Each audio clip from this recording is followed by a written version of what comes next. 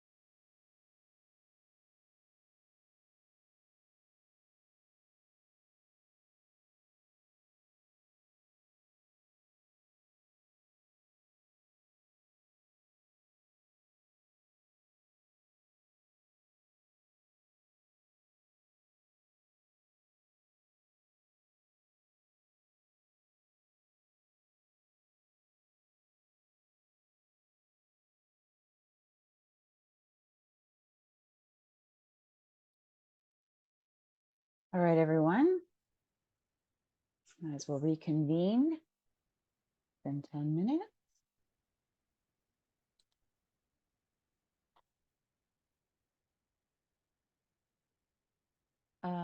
Brian, do you have a question? Brian DiCenzo? Yes, thank you.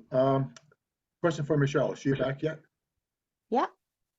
Michelle, on the new chart that you created, 13% of people with rating holders, is that the number of participants that have a rating against that percentage or the total ratings against the 13%? In other words, if a participant has 4 ratings, does that count once or twice towards that 13%? It counts once. Thank you. Yeah. Thank you. All right. Might as well continue on. Now we're up. Now we'll move on to the committee reports, and I will ask Michelle to start us off. Yes, Aero Club of Canada. Not much to report this year. Some of the other associations are having a hard time financially, but the good thing is we are still, the bank accounts of the Aero Club are still pretty healthy. So every association is continuing on with a 10% reduction in fees. And since we haven't grown in membership, our fees are pretty much the exact same this year. The Aero Club has a new president. Marianne Stevens is stepping back into the role. But as if I'm not busy enough, I stupidly volunteered to lead some working groups on specific topics. So we're going to be working with other associations to, talk about insurance contracts, and other topics that really affect all of our air sports. So we stop working in silos, basically. Any questions for Aero Club? All right, I think I'm up next again. Anna was unable to be here today. So just a couple of quick updates for Campera. We still had another great 5 issues and lots and lots and lots of submissions, which is awesome. Still getting lots of beautiful photos, and the translation team are working really hard, and we are still working at digitizing all of the archives. I just put another couple years worth up on the website this morning. there's a big announcement that's coming out in the next Campera issue. We have decided to stop printing hard copies of the magazine. It's just not financially doable anymore. So the August to September 2024 issue of Campera will be the last one that will be printed in hard copy. But we're going to keep doing the digital platform of Campera, and we are going to continue exploring other options for the magazine, whether it be through just its own website or regular blog entries. Still to be determined, and we're going to start looking at different options. But yeah, unfortunately, that is a big change that's coming this year. Only a couple more hard copy issues that will get printed. Any other questions about Campera? All right.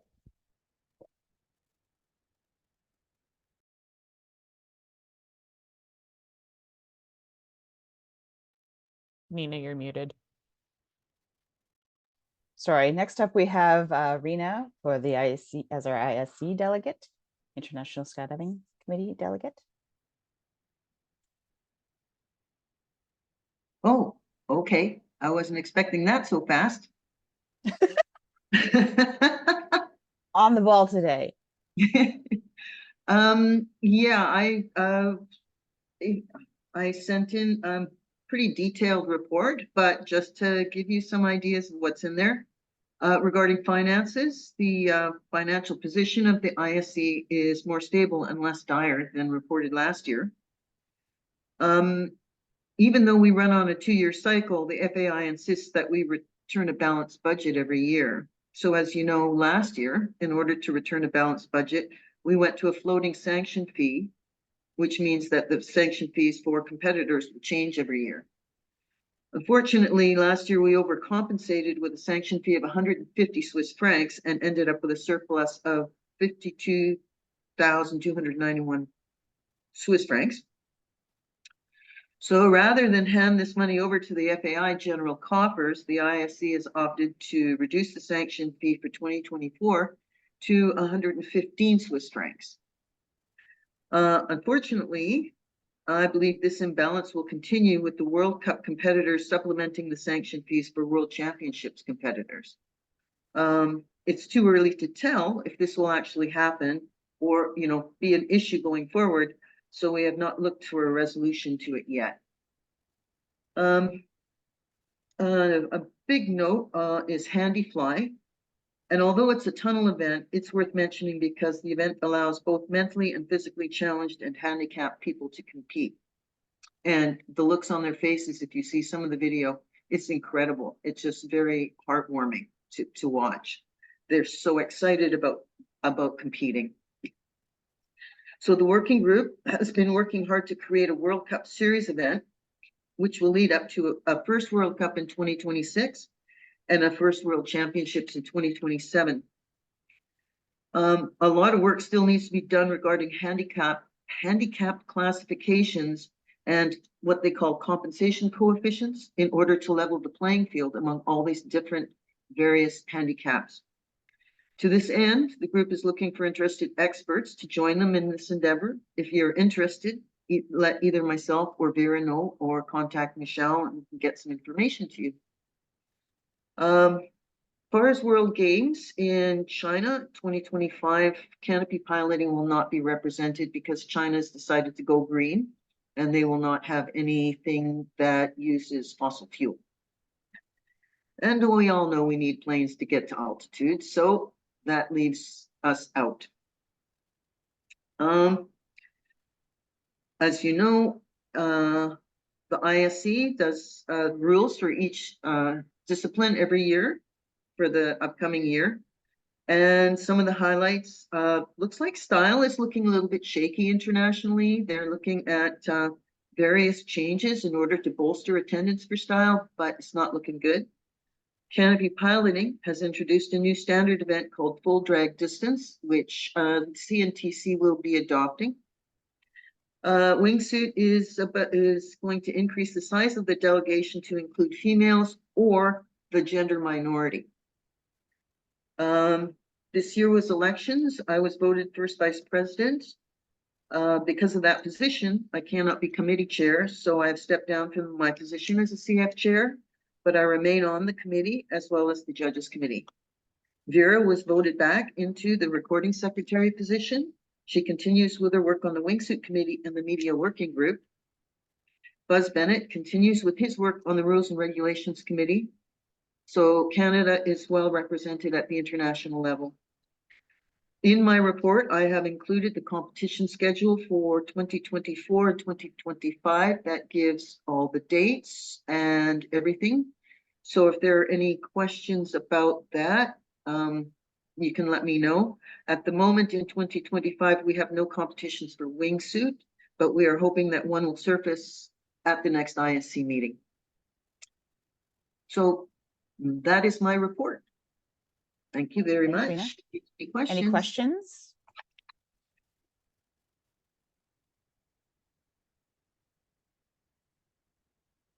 Seeing no questions. You're Okay. good. Thanks so Thank you much for very your much. time. Okay. Next up, we have the GRC Committee Chair, Jake Thiessen. Jake, take it away. Good morning. GRC, it's been an interesting year taking it over from Pat. Been pretty busy. Biggest kind of first things to note is I know a lot of people are anxious about the FAA and CSPA riggers and the equipment jumping in the US. So our submission has gone into the FAA at this point to, with our proposal to allow CSPA riggers and the ratings to be kind of duplicated or approved in the US. And it's at the FAA's hands. And being an agency of that size, we have no idea where it is or what the status is. So between Michelle and I, our working guess is a year to two out. And once we hear back, we'll let everyone know, but it's kind of in their hands now. Next thing we've been working on in conjunction with the TS&C is just looking at updating the CARS, the Canadian regulations around some of the language for EJR or demo jumps and the repack cycle as listed to get a SFOC or Special Flight Operation Certificate. It currently states 120-day repack cycle, but all other literature that it talks about refers to 180-day, and in line with CSPA's 180-day. So we're just gaining all the documentation and evidence basically to push that to our TC representative to look at that getting updated. The biggest thing that I think has taken up the most time this year, in fact, is liaising with different drop zones and parachute centers around their NAV Canada agreements. So Michelle, Jocelyn, and myself have been working on this weekly about how there seems to be some changes happening within NAV Canada, and it hasn't been very clear from that side because NAV Canada, being essentially a corporation, doesn't need to kind of post their information externally, unlike Transport Canada has to do. So there just seems to be a bit of a gap there in the information that they're kind of working under and that we're seeing on the other side. But I think we're slowly making headway in with NAV Canada to get a little bit more clarification on the issues, and then working directly with drop zones and NAV Canada on site-specific issues that different drop zones are having, just to get agreements in place so people can operate smoothly. Last but not least, this year we had our main Transport Canada representative from headquarters come out to Parachute Ottawa and did a field visit. Overall, it went extremely well. The main purpose of the visit is that, his experience with parachuting in a drop zone or any type of operation was, well, when I was flying in Dubai, I flew past the Palm once and we saw, they were skydiving. So he had very, little experience and knowledge around parachuting, yet he was our main point of contact. So he came out, we walked him through the operation from top to bottom, got him to see equipment, try equipment on, touch it, feel it, talk to chief pilots, talk to everybody, and really just kind of gain that experience and knowledge, which was a really great visit. And I think in the future, it just helps him understand what we're trying to do a bit better. That's kind of where we're at for the GRC. Thanks, Jake. Are there any questions for Jake? Oh, we do have a hand up from Parashu Mariel. Hi, Jake. Go ahead. Quick question for you. Can you hear me correctly? Yep. Yeah, okay. So with regard to the 120 days packing for demo jumps, I don't know if it was brought to you or not. Once TC actually came and checked us on a demo jump in Moose Jaw, Saskatchewan. And the gentleman told us that it was possible to, for the time being, make a request to have a, how do we call that? Like an exemption for a particular jump to have an extension of time with regard to repacking the reserve. I was wondering if that was still on the table or something. To my knowledge, that was never discussed. And I think the biggest battle that we're also trying to work with within the Transport Canada is the difference in opinion and or difference in ability to read the rules. You go to one Transport Canada office, like in Saskatchewan or in the Prairie region, versus what we see in Ontario or Quebec. The same federal rule, but total different interpretation of that rule. So Transport Canada at that office has the right to basically exempt anyone from anything with the proper stuff. But we're trying to get it changed permanently so it doesn't become an issue. All right. That answers the question. Just so you know that he actually told us, the gentleman from Transport Canada checking us, that it was a possibility. I don't know if it's still one or if it's possible at all, or what is the document that we have to give, but that might be something we can dig for the time being. And second question is about the NAV Canada agreement with drop zones. Could you tell me more about that? I'm not sure to know what we're talking about here. Sure. So the way the rules and regulations are kind of written is it says must have prior coordination with the air traffic service, basically. So in Canada, the air traffic service for all of Canada, unless you're working in a military area, is NAV Canada. And so what NAV Canada sees as a fit for that is they have they're working on a template right now for agreements with actual operators to help streamline their process and the process for both people. But the biggest problem that we're seeing is NAV Canada is kind of leveraging these agreements to go above and beyond of what the regulations actually allow them to do. So they're putting more rules and finite terminology in that's now limiting operators to what they can and can't do rather than streamlining operations. So we're trying to be part of those discussions with NAV Canada to help kind of guide and steer the ship about what needs to be in the agreements and making sure that there isn't terminology that's put in the agreements that's going to affect everybody. All right, thank you so much. Thank you. Next up, we have Tim.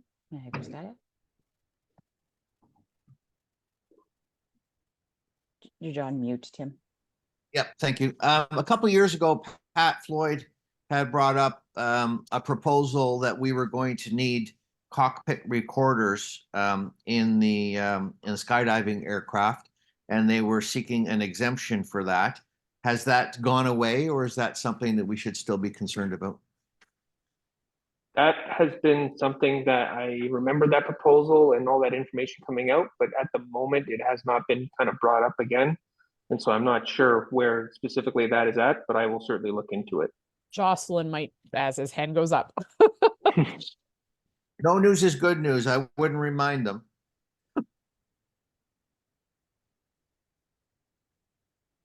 Jocelyn, did you want to speak to that? Or did you? Yes, Oh, go ahead. I've looked into this issue a little bit because I was concerned about it too, and right now it is in limbo because there are no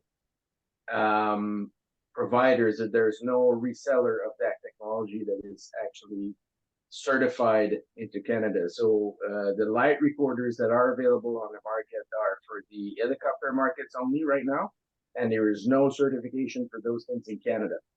So as long as there's no technology available and certified in the country, they will not go ahead with this regulation. But it's coming at some point. When it comes, we will try to get an exemption for skydiving operations within 25 miles of the departure airport. That's for sure. Great. Thank you. Gord, just checking in. Are you good? Yeah, I just had some of the same information as Jocelyn. That's all. Thanks. Thank you. Any other questions for Jake? Thanks again for those questions. Morad, am I saying that correctly? Yes, no, I'm good with questions. Thank you. Fantastic. No, I'm just making sure. Thank you, Morad. Thank you for Tim for your questions, and Jocelyn for being, and Jake, of course, for fielding them.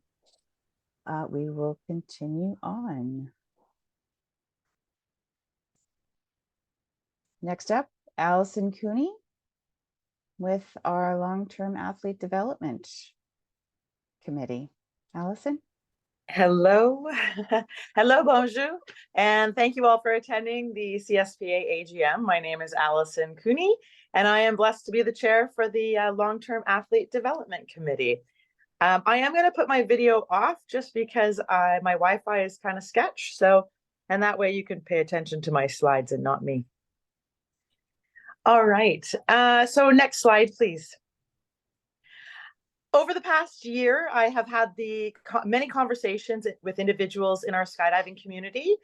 What has come to be a common thread is that people either think LTAD is all about competition, or they just have actually no clue what LTAD is within CSPA. So first and foremost, I strongly encourage everyone to go to the CSPA website and download a copy of Flight Plan. This amazing document is the cornerstone to LTAD and the foundation of our sport. In Flight Plan, it states, LTAD is the framework for all aspects of our sport, and a collaborative effort is essential. Whether a participant is a competitor, recreational skydiver, coach, official, drop zone operator, or other skydiving supporter, LTAD will enhance and facilitate the growth and potential of each. Let us celebrate individual achievements while recognizing the system-wide success of all those who have partnered with them. And as you can see on the slide, lots of our missions are in there as well. Next slide, please. So one of the things that we can look at is educating and getting people to know what LTAD is. But how do we create improvement within CSPA, within all of the aspects of stakeholders? Well, creating plans and actions that promote the following: value in relationships, collaborative approaches, secured trust, and most importantly, harmonization of a common goal. This approach and way of thinking will result in more stakeholders in our sport engaging, volunteering, and creating an opportunity to increase the financial value behind all of us. Well, and how do we do this? We need to be willing to listen, work together, and take action. Creating the vision of improvement only requires one person. Developing the process of improvement requires a team, committees. Implementing and sustaining improvement requires a community. Next slide, please. So 2023 in a glance, LTAD would not be what it is without the many years of hard work and devotion selflessly given by Doreen West Jamel, who retired from LTAD last year.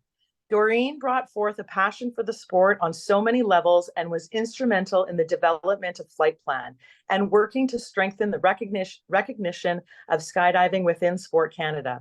Fortunately for me, Doreen remains a pillar of support and expertise anytime I need to lean on her, which we just did like a couple days ago. The 2024 LTAD committee is one that I feel so incredibly blessed to work with.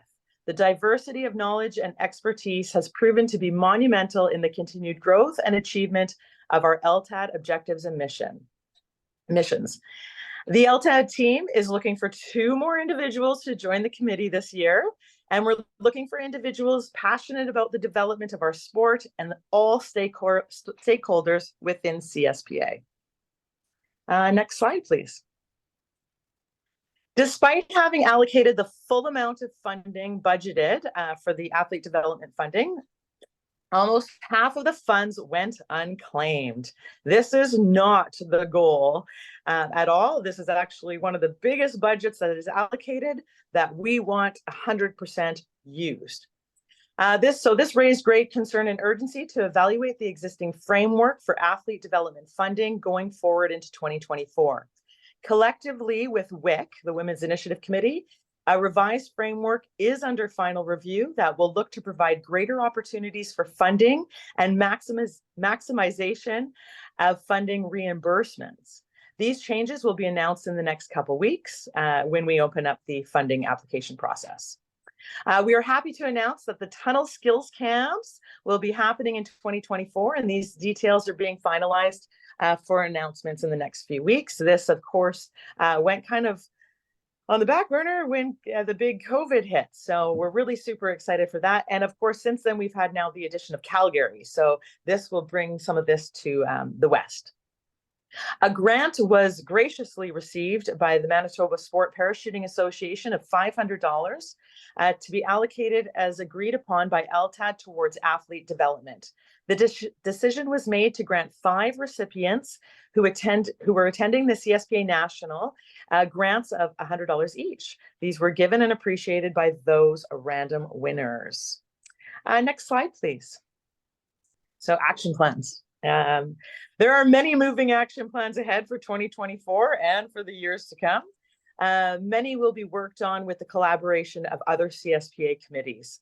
The primary focus and intent is to gather the feedback needed to continue to ensure strength in existing CSPA programs with a focus on safety and development, while also identifying areas of opportunity for improvement as it relates to all stakeholders in the skydiving community. Next slide, please. So this actually is one of the big things that happened at the end of the year, but at the end of 2023, LTAD created and distributed a survey for drop zone operators.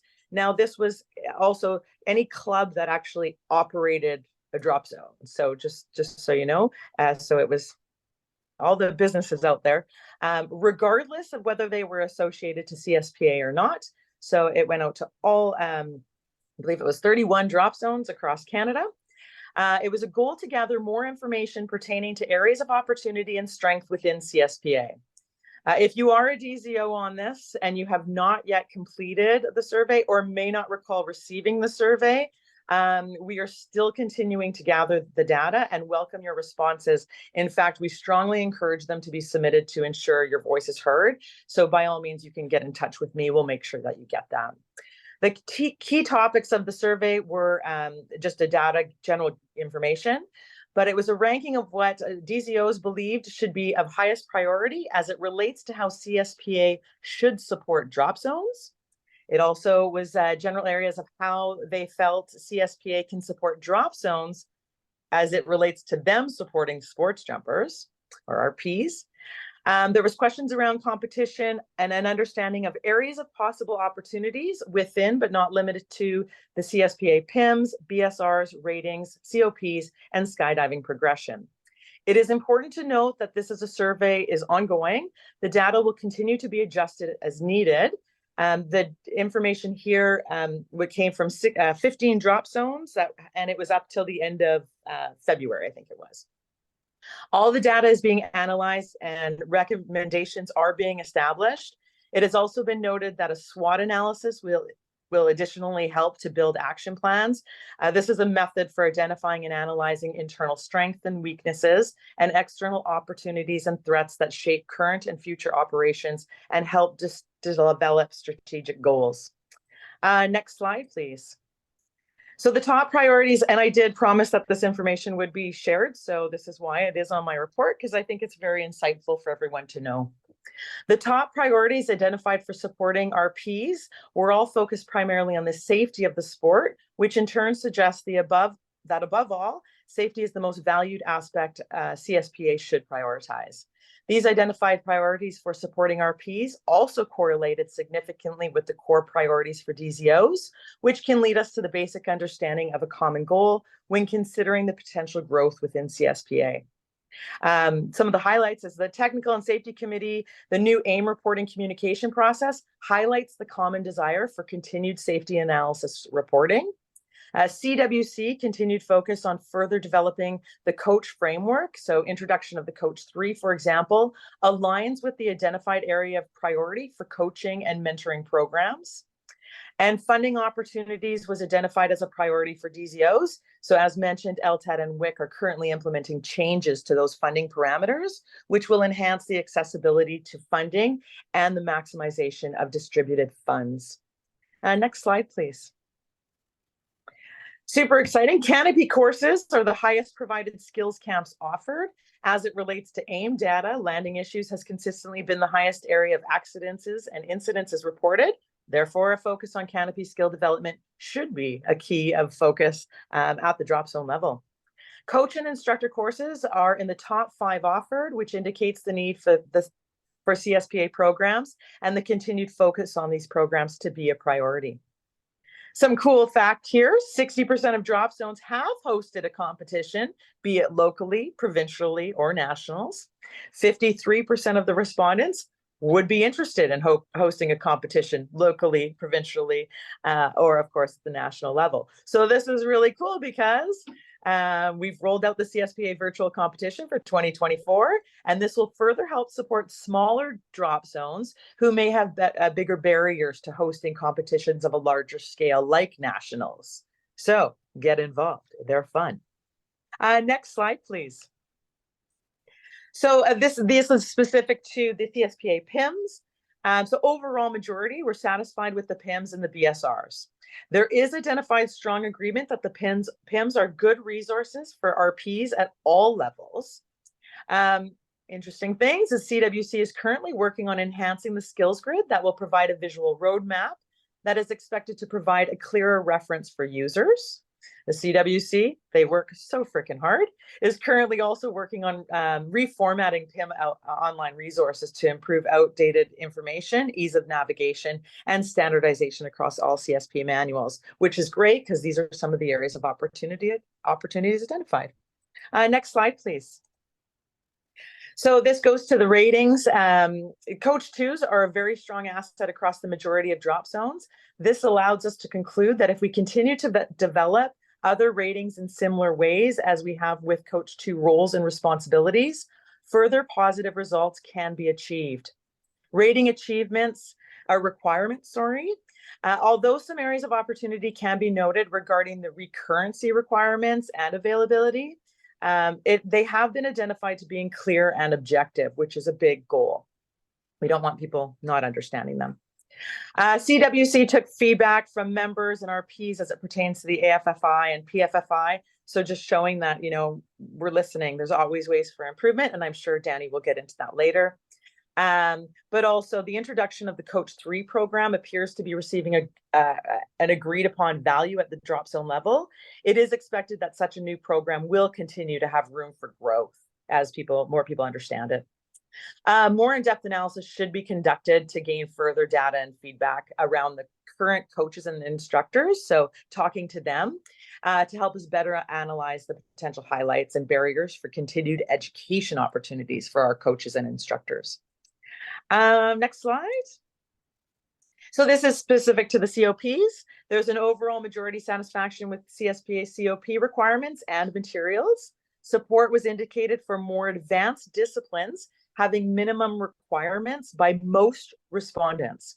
And that I'm just going to state it, but LTAD, in collaboration with CWC, has a group of experts in movement disciplines, so this being track and angle specific, who have been working on creating educational materials surrounding the discipline. This was in response to 2003 AIM data and an increased trending of activity in this discipline over the past several years. The goal is to have educational materials for drop zone owners and RPs by the end of May 2024. We're very optimistic, being provided on several communication platforms. And again, this is educational materials and resources. Next slide. So one of the things, this is talking about what additional things do we need to do? So topic-specific questionnaires are in plans to be created in collaboration with other committee chairs for further understanding specific areas of opportunity and strength.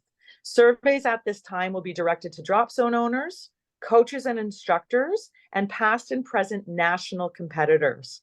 It is also the plan to survey CSPA members who do not operate drop zones, so a lot of the clubs out there, to understand their specific needs. The eventual plan will be to also survey registered participants, all the skydivers, but this will be an item for 2025 action planning. And we're hoping to facilitate a drop zone owner roundtable discussion in October. I say the surveys, if you want to see change or you're someone who complains and all this stuff, get involved. We need to hear your voice, because if we don't hear your voice, we don't know what we're doing good. We don't know what we're going to improve on. So hopefully everybody takes some of these surveys and goes with it. That's how we gather information. So next slide, and I'm almost done here. So there's lots of projects on the go, especially as we've dived deep pretty much into LTAD. But in my lifetime, I have not always been the driven and passionate individual many of you have come to know. I was indeed a follower, always working quietly behind the scenes of others' great accomplishments. The key factor that has shaped me into the woman I am today is that I was fortunate to be mentored by some of the most amazing leaders. Being a great leader, in my opinion and experience, is the ability to listen, to include, to mentor, to welcome new ideas, to identify opportunity, to guide action, and to lead with positive energy and an attitude of success. This is my ultimate plan as chair of LTAD.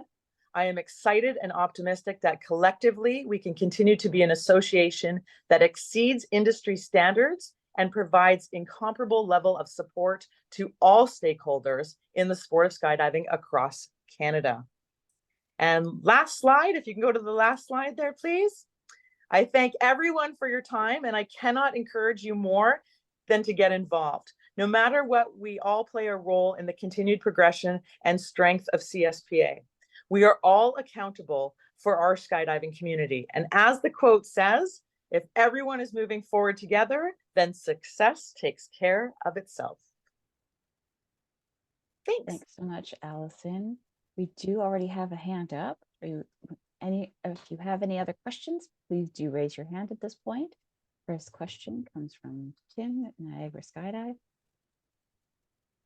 Hi there. The survey results were fantastic. It's quite gives us a great opportunity to take a look at how the organization is doing.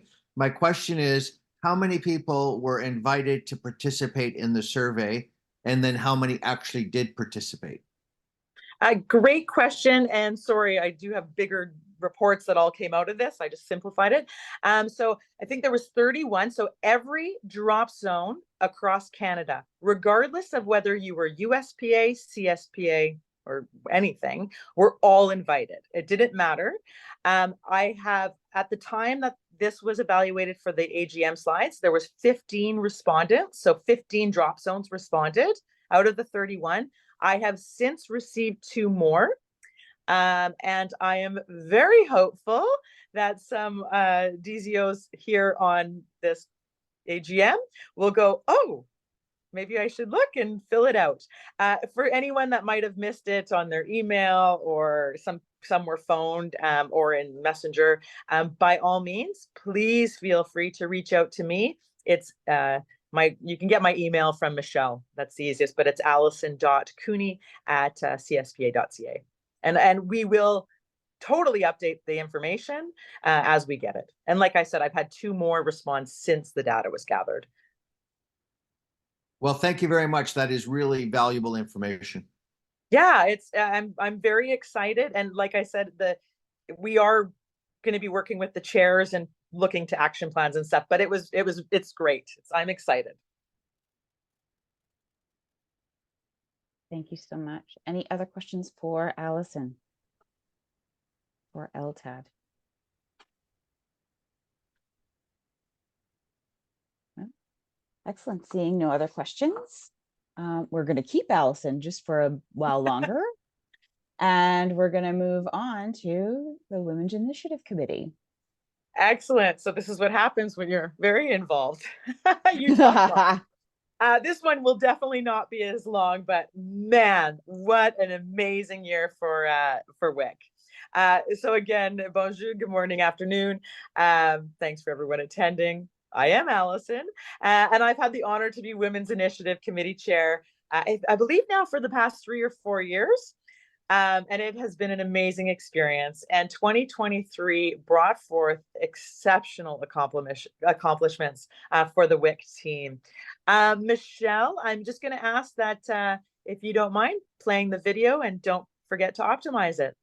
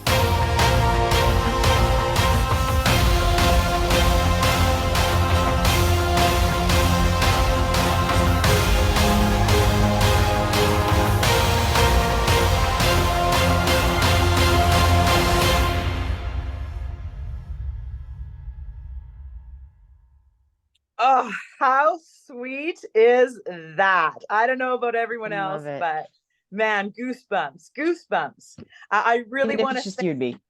What's that? Even if it's just you and me, that was worth it. Exactly. Oh, every time I'm like, my smile's so big. I want to say a huge thank you to Catherine of Skydive Vibes. She is the one who put that video together for us last year to really launch the Inspire conference, as some people have already talked about. I love this. So the Inspire virtual conference, and if you don't mind going to the next slide for me there, or I guess it's the 3rd slide. Yeah, there we go. Perfect. The Inspire virtual conference was the highlight of 2023. Everyone on the committee dedicated many hours to plan and execute this conference, and the hard work paid off. The internationally recognized Women's Skydive Network provided sponsorship and promotion of the conference, with Melanie Curtis being one of the guest speakers. The conference allowed for a unique opportunity for the skydiving community to come together and be empowered to learn more about many aspects of our sport, be it competition, building safe and inclusive communities, working in the industry, and even celebrating history, as the Project 19 team shared and demonstrated. As a result of the enormous positive impact of the conference achieved, WIC has decided to move forward and with an annual mini seminars, with the next one planned, as Michelle stated, April 7th. And this will be all announced here very soon. And I'm excited for that, the details. So just next slide. So 2023 in a glance, the vision and passion the members of WIC have brought to the table over the years is amazing to be a part of. I truly thank each member, past and present, for your time, commitment, perseverance to push the boundaries and be the voice for continued growth in our sport. Although 2023 saw an increase in funding application submissions, similar to LTAD, which we maximized our budget for the allocations, we did see many approved funding go unclaimed. So as I've already stated in the LTAD, there have been changes made. It's in the final reviews, and we're excited to launch that out here shortly. As part of the Inspire conference, we did allocate funds of the budget to providing third-party translation. So this was French English to allow for participants to speak in their chosen language. Yeah, and it actually, we got really good feedback. We weren't sure, we'd never done anything like this, but there was really good feedback. The conference itself was quite long, unlike the mini seminars that are going to happen this year. So this year, we're not doing the translation. Rather, we're holding a conference in French and then a conference in English. The same conference, but it'll be 2 different time slots. Next slide, please. As previously mentioned, WIC is excited to be hosting Inspire mini virtual conferences throughout 2024. All the information and details can be found on the CSPA website under the Learn heading, and we have our very own little category there. So it just says Inspire, and you can click in there. And as Gord, I think, mentioned long earlier, we have a YouTube channel. The CSPA has a YouTube channel, and you can find all the ones from last year recorded, and it's broken down by the different conferences. So mentorship is something that we know is an important aspect in the growth and development in our skydiving community, not only in skill development, but also personal growth. WIC will be looking to collaborate with LTAD and other committees to redevelop the mentorship program with the goal to implement it before 2025 season. This actually has been sitting on our plate for a couple of years, and we want to finalize it out. Next slide, please. So currently, WIC is looking to add 2 new members to our team. If you have the drive, passion, and willingness to make a difference, please reach out to myself, or if you get right to the head office and talk to Michelle, she can lead you in the right way. I am always open for discussions with anyone in ways to further enhance and support women in our sport, and also just in general, equality, equity, the minority, anything that way. Everybody's attended to our seminars. It's not just for women, it's for everybody. I invite anyone to feel free to reach out to me directly with any questions, ideas, or concerns. It takes a partnership to truly establish growth, learning, and acceptance for everyone. And that's it. Thanks so much, you guys. Thanks so much, Allison. Were there any questions for Allison regarding the WIC committee, the Women's Initiative Committee?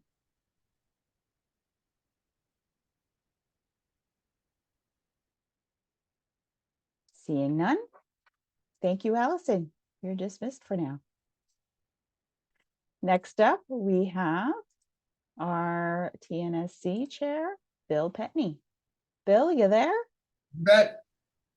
Perfect. Floor is yours. Thank you. Welcome all. I'd like to take this opportunity to introduce my committee members. I'd like to thank both past and present committee members, as it takes a lot of time, and I appreciate their experience and their expertise and commitment. Okay. Myself, Bill Penny, I'm the chair. Say hello to John Davies, Rob McNeil, Ben Stevenson, Jennifer Chow, Allison Cooney, and I'd like to welcome Ariel Shields and Glenn Hood. Okay, so we trained 25 riggers in various levels of 16 courses, worked with the GRC and the FAA exemption proposal, as you heard earlier, and our continuing ongoing projects. What we have planned for 2024, working on training manuals, updating our EGR manual and pack job requirements with Transport Canada. We're currently working on the AED survey analysis, which went out a couple of years ago. Obviously, we're still working on the FAA exemption proposal, as mentioned earlier by Jake. And the reserve repack cycle is back on our plate. It's currently being reviewed again and researched again. There will be no recommendations made to the board of directors until all the research is done. We thank you for everybody submitting their opinion and where we should go, but this is going to take some time, so just be patient with this. Are there any questions? Oh, hand up already. Oh, I lost. Oh, sorry. Yes, we do have a hand up. Gord, Skydiver Vancouver Island. Hey, Bill. Just why is the reserve repack cycle back up on the I thought that was resolved like a year ago or something. Didn't you put out a report on that? Or it was 2 years ago, but we're having more requests from membership and from drop zones, okay? There's various reasons why. I'm not gonna mention all the reasons why they're bringing it back up, but it is being brought up. We're obviously being compared to other countries, right? They're finding out other cycles. So, again, we're researching it again, Gord, and it's back on our plate. Okay, thank you. Thank you. We do have another hand up. Niagara Skydive, Tim. Hey, Tim. He's not talking to us. Tim, you muted? Sorry, what are we looking at doing with it? Lengthening it or shortening it? I mean, we're already at 180 days. What are we looking at changing? I'm sorry to explain that. It's looking at extending it. Beyond 100? Beyond 180 days, right? So I'll give you a quick history of this if you're not. This was brought up to the committee roughly 3 years ago, 3.5 years ago. So we did research for a year and a half, and we recommended to the board of directors not to extend it. Okay. But again, it's being brought up, and it's being brought up by a lot of people. So we are revisiting it. So again, we'll do our research and we'll make a recommendation as we see fit when the time is due. What are they looking at? Look at lengthening it to? So they're trying to compare it to other countries, right? And I've been told a lot of times we can't compare to other countries. We hear a year, 7 months.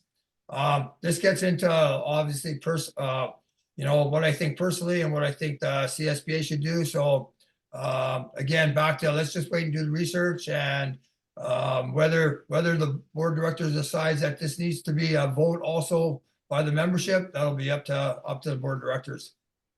Jocelyn, go ahead. Okay, just speaking here for someone who I hold the proxies from, which is my friends from Quebec City. They brought up some good points. The season is getting longer and longer here in Quebec, and it's more than 6 months. So for smaller drop zones, it gets really hard at the end of the season when you have 2 or 3 or 4 weeks to go to repack all the gears. It's expensive, and some of the smaller drop zones are just deciding to close early because they can't afford to repack everything. Some countries like Sweden have a program in which after 180 days they have some kind of an inspection with multiple criterias, and then they extend the pack job for another 2 or 3 months just to close the season. That's what was proposed.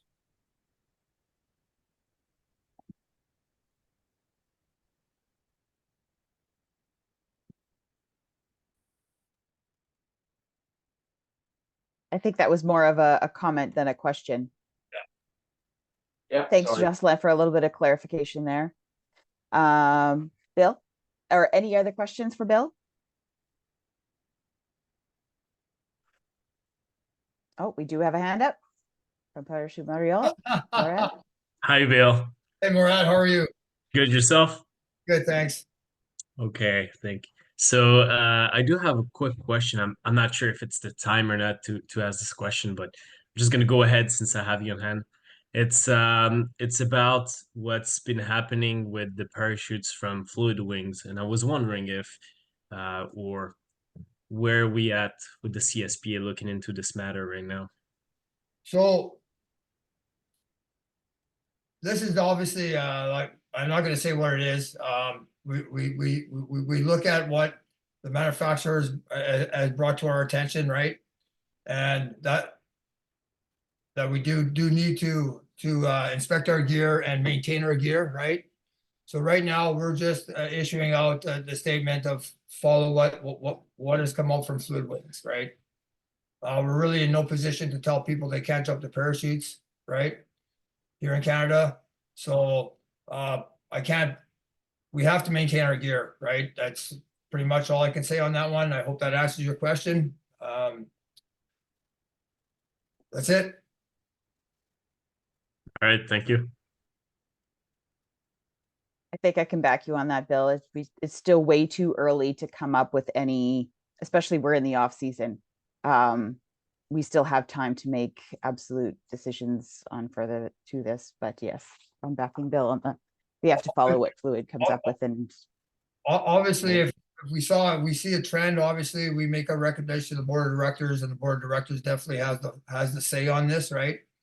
But at this present time, we just follow what the manufacturer is asking us to do, and maintain our gear. Any other questions?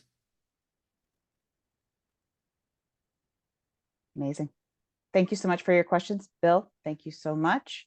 Yep. We will continue on with the CWC and Danny Grant.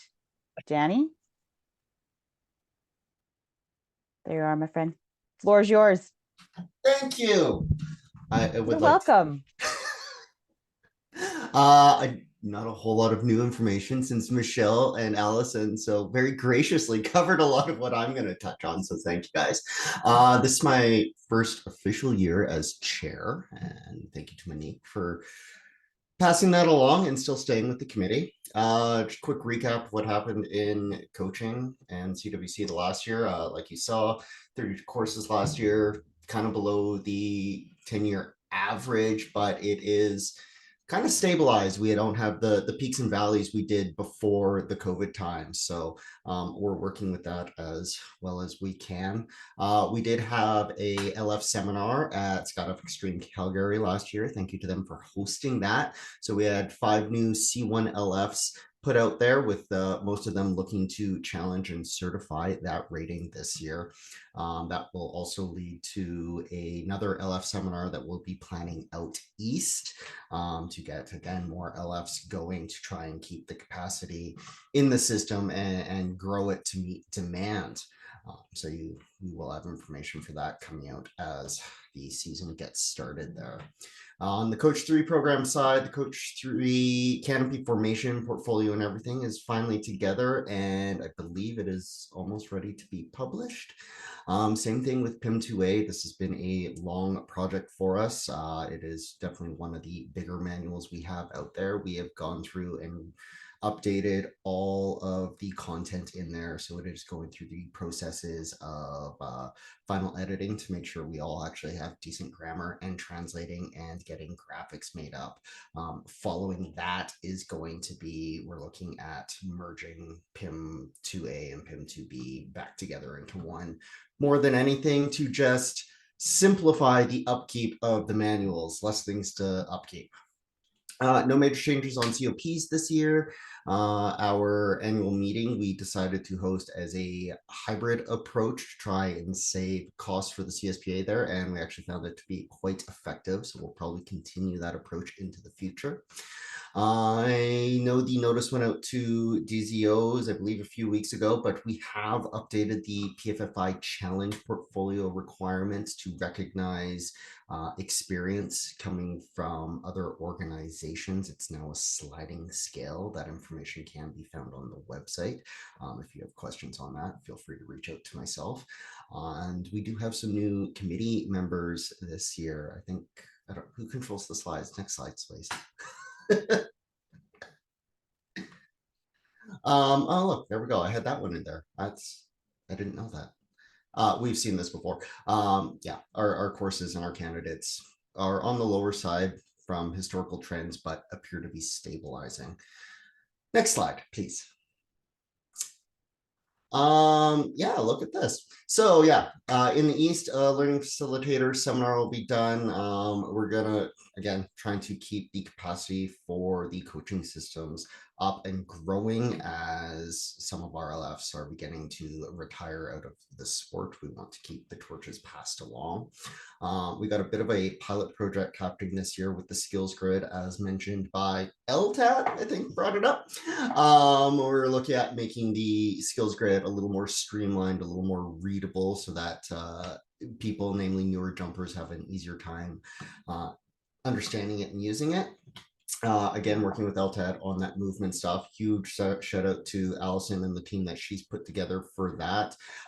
If it was just the CWC needing to tackle that, it would be moving a lot slower because we have a lot to do. So huge kudos to you guys for seeing a need and willing to put a team together and pick that up.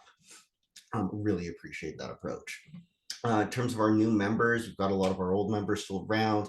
Monique is still on the board as our director of courses. Burke is sticking around as my vice chair. I'm me. Alex will be taking over the role of ratings processor this year. Ned is still with us and Jocelyn is still with us. And we've picked up Dustin Renz from BC. He's also our COP processor, new as of last year, I believe. I believe Michelle is very happy about that. And Candace Stevenson from Ontario has also joined our committee. I believe that's everything. Your guys' slide deck is actually different from mine, so I actually don't know if I have any more slides. This is the last slide for the CWC. Excellent. Are you ready for questions to field questions for the CWC? Please, if anyone has questions. Are there any questions? Thanks, Danny. Are there any questions for Danny regarding the CWC, the Coaching Working Committee? SPI. Hey, Danny. Or Santa Claus. Hello. Hey, I was just wondering the new PFI requirements. Have you had any feedback from any drop zones yet on that? I haven't seen anything come across my desk yet, but I'm definitely curious to see what people say. We did talk to all of the PFFI LFs as well as a couple of the more vocal PFFIs out there and got some feedback and bounced numbers back and forth between them. So we feel like what we've put out is fair and still holds up the quality of our system. Part of that process also involved us seeing what our neighbors to the south do, and it was quite an easy feedback in terms of they don't do rating conversions. All right, well, thank you very much. Thank you. Anyone else?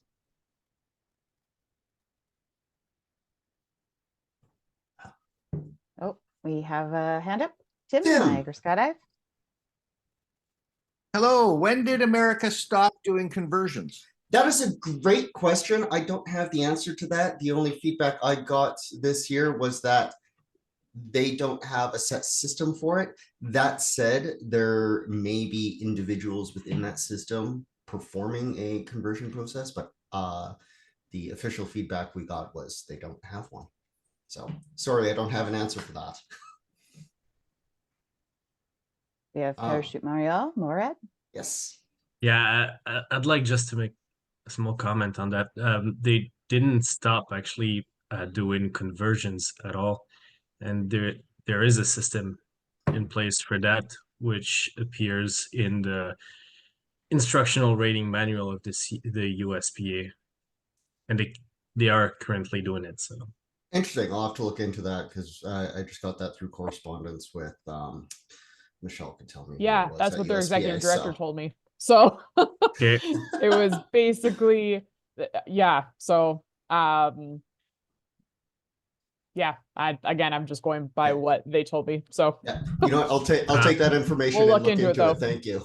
If you need any help with that, you can contact me. I'll be more than happy to help clarify this. Thank you.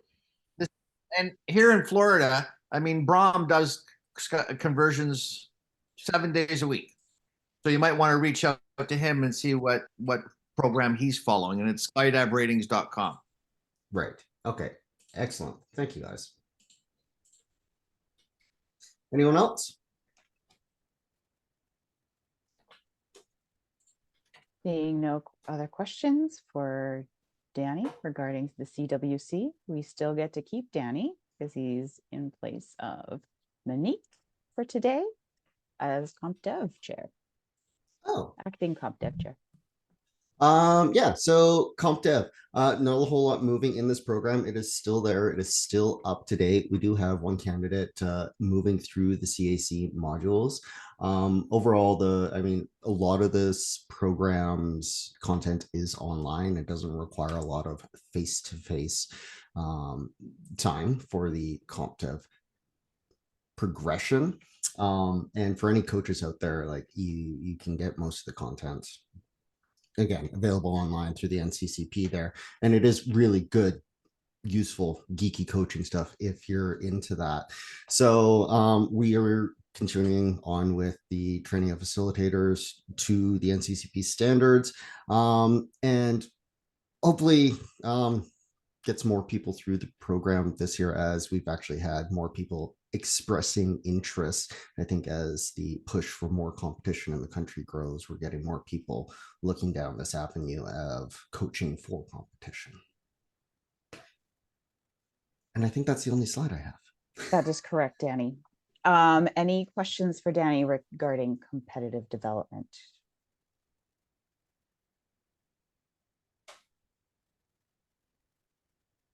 Seeing no questions. Thanks, Danny, for all Great. your assistance today. Thank you, everyone. You have been released. Next up, we have the CNTC with Joe Ablett.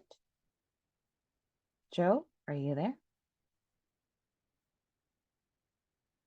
Yes, I'm Hi. here. Tell us all about the CNTC. Yes, okay.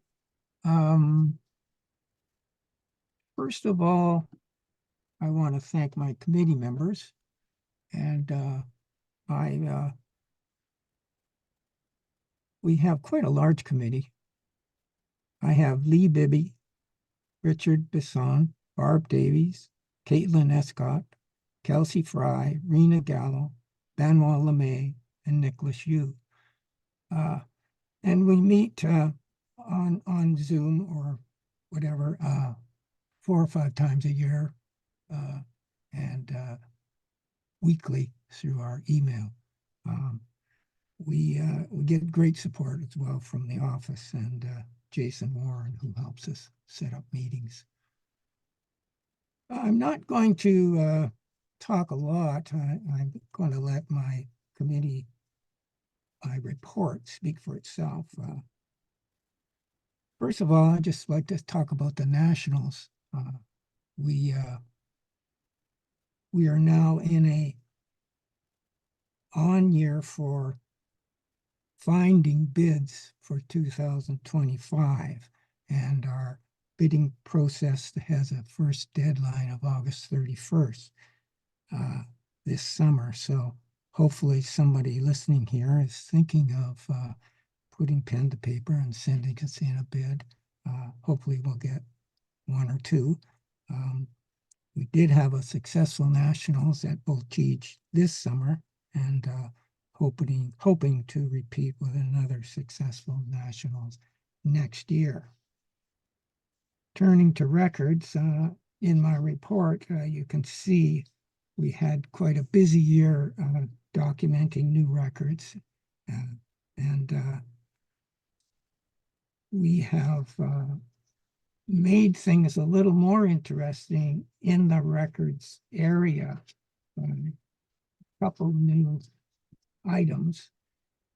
Michelle was mentioning our virtual program, our competition, virtual competition, and that program is going to make competing, and it's never going to be so easy to compete as with the virtual program. What with online judging and competition in all events, we expect it to be quite exciting. The underlying theme in the virtual program is to encourage and introduce, hopefully, new people to competition to further the numbers of people who would consider entering our nationals in the future. We're doing that by, for example, in the team events, combining team members with junior or previously non-team jumpers to combine and help them along and get them competing. So in addition, the best performances will be awarded virtual record certificates. Now, these record certificates will be documented and have their own place in CSBA's record book going forward. So that's a unique incentive for upcoming jumpers to get involved. another aspect in staying with records is we've created a new open record category. It's going to allow non-CSPA jumpers to participate in record attempts. It's an open category record in some of the performance categories, and only 51% need CSPA members, and the other 49% can be any other affiliation as long as some FAI affiliation country. So that's going to allow for more exciting and larger attempts to be made on our Canadian drop zones. For example, if we look at the July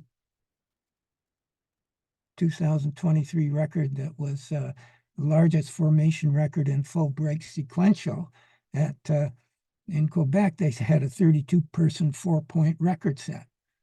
Well, now with this new open category, they could go, those 32 people could find another 30 non-CSPA members and go up there and do a 60-person record attempt, just to give you an illustration of how that might work. So that's an exciting development.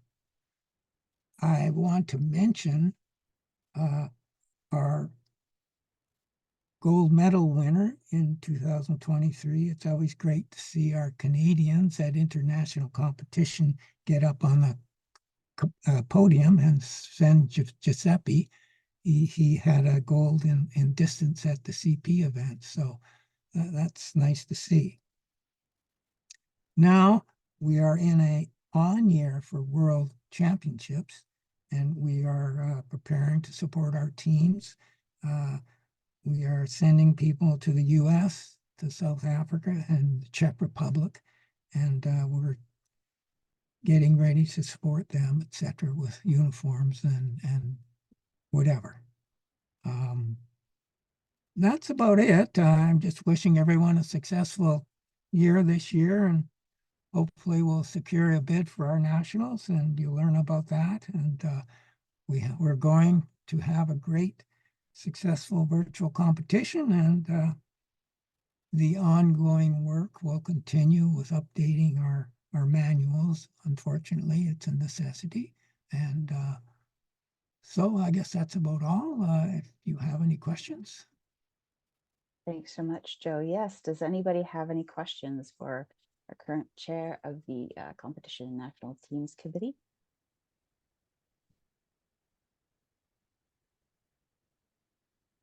Seeing no questions, Joe, again, thank you so much for your time and your dedication. You have been released. Next up, we have Mr. Randy Holmes with the Judging Committee. Randy? I saw your name. Hello? Can't hide. Yeah, exactly. Yeah. Okay. Hi, Randy. Hello. Floor is yours. Okay, here we go. I'd first off like to make sure everybody's aware of our judging committee. It's made up of Rena Gallo, Vera Asquith, Neil McGrath, and myself. And we currently have in Canada 14 judges, all active. That includes 4 new judges as a result of an online course that we ran this past summer, and had 4 candidates all finish the course and receive their provincial judge ratings in 6 different disciplines, which was great news for the judging community as a whole. As for the regular business, we've done the usual, updating the competition rules and working on tweaking the PIMs in various areas that we're responsible for. As far as the current issues, the judge rating currency and progression is, as it has been for a number of years, still a bit of an uphill battle. But we're quite enthused and encouraged now in that, for example, in this past year, we had in-person support, judges supporting competitions in person at 6 different competitions in Canada. which is higher than normal. We're lucky if we get 1 or 2. And so that provided more opportunities for judges to keep their ratings current. On top of that, of course, we have the international when we calculate those. This past year, we had 14 different judges participate in 15 different competitions. So that's a total both in Canada and internationally. And that is pretty much a necessary requirement in order for us to maintain those ratings in some areas.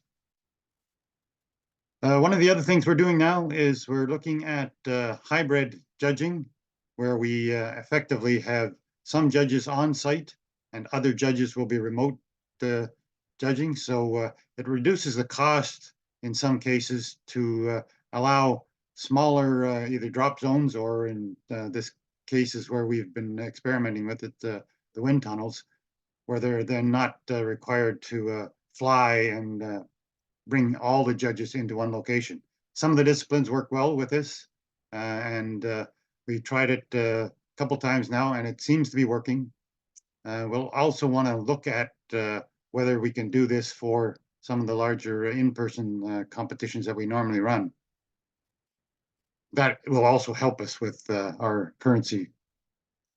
A few other things that we're working on. We've, as a judging committee, has started to adopt SharePoint as our data management and knowledge transfer mechanism.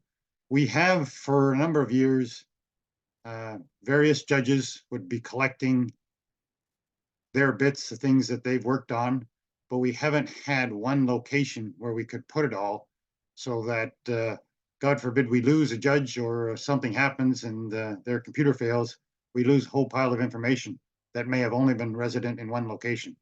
So we're now going to start putting it into SharePoint, where all the members of the judging committee can have access to it, and it makes it a little easier for us to maintain that and move forward. Along those same lines, what we're also doing is creating a resource library for judge proficiency effectiveness, in the sense that we're going to collect all the videos that we can get our hands on and put them in this one location.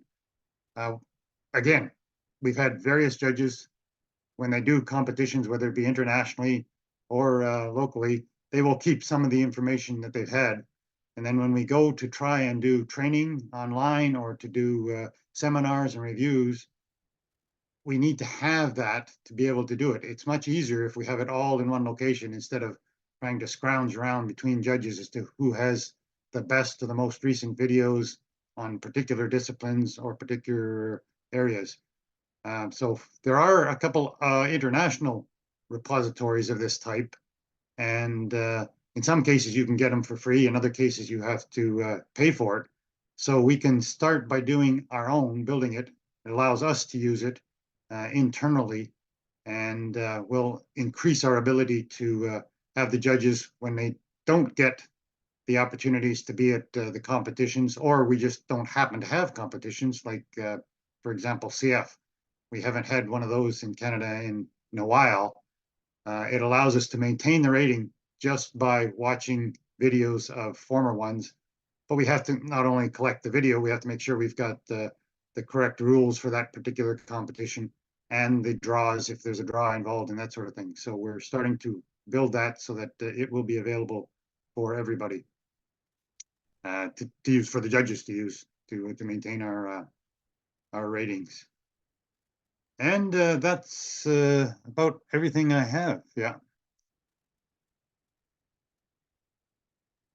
Thanks, Randy. Does anybody have any questions for our committee chair of the judging committee? Oh, you do have one here. I'm just a troublemaker that likes. I just like to talk a lot. Apparently, I know why you're talking a lot. We know why you're talking a lot. I get it from Allison. So, Randy, I just wanted to thank you. This year at Skydive Vancouver Island, we hosted our first competition. We had a wingsuit competition, And I wanted to thank you for helping to coordinate getting Barb and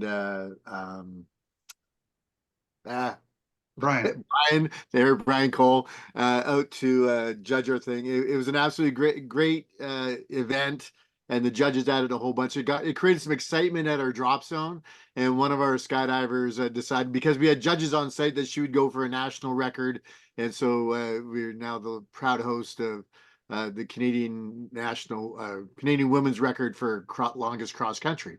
So that's all part of your team and the work that you do, and so I just want to thank you for that. Well, thank you, and I want to thank you because it's that type of initiative to just, a small little event, and if we get judges in the vicinity to come over and help out, then it helps us as well to maintain those ratings. Thank you. Thank you. Any other questions, comments, concerns for Randy today?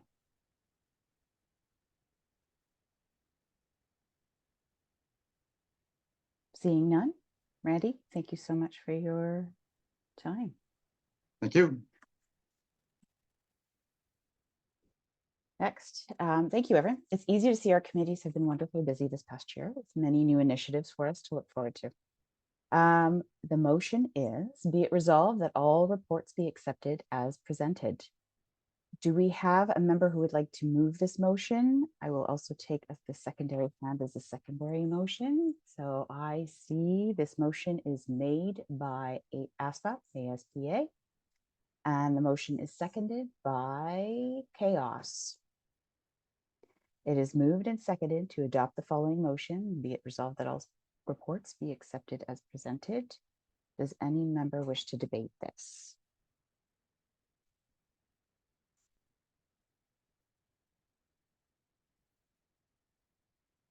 Seeing no debates, we will continue on. If you haven't already done so, please register your vote using Simply Voting.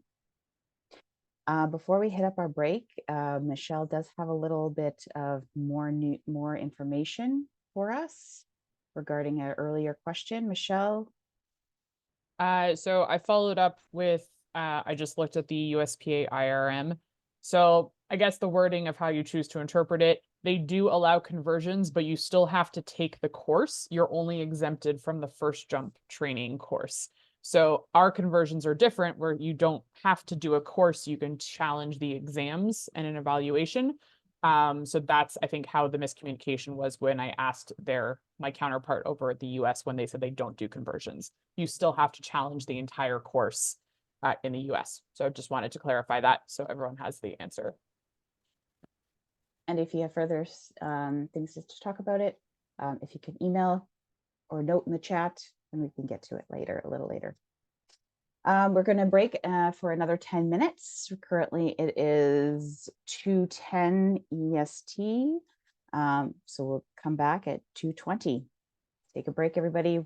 Move your legs, get some water, or whatever your favorite liquid is. Non-alcoholic or alcoholic, you decide. Hopefully non. See you soon.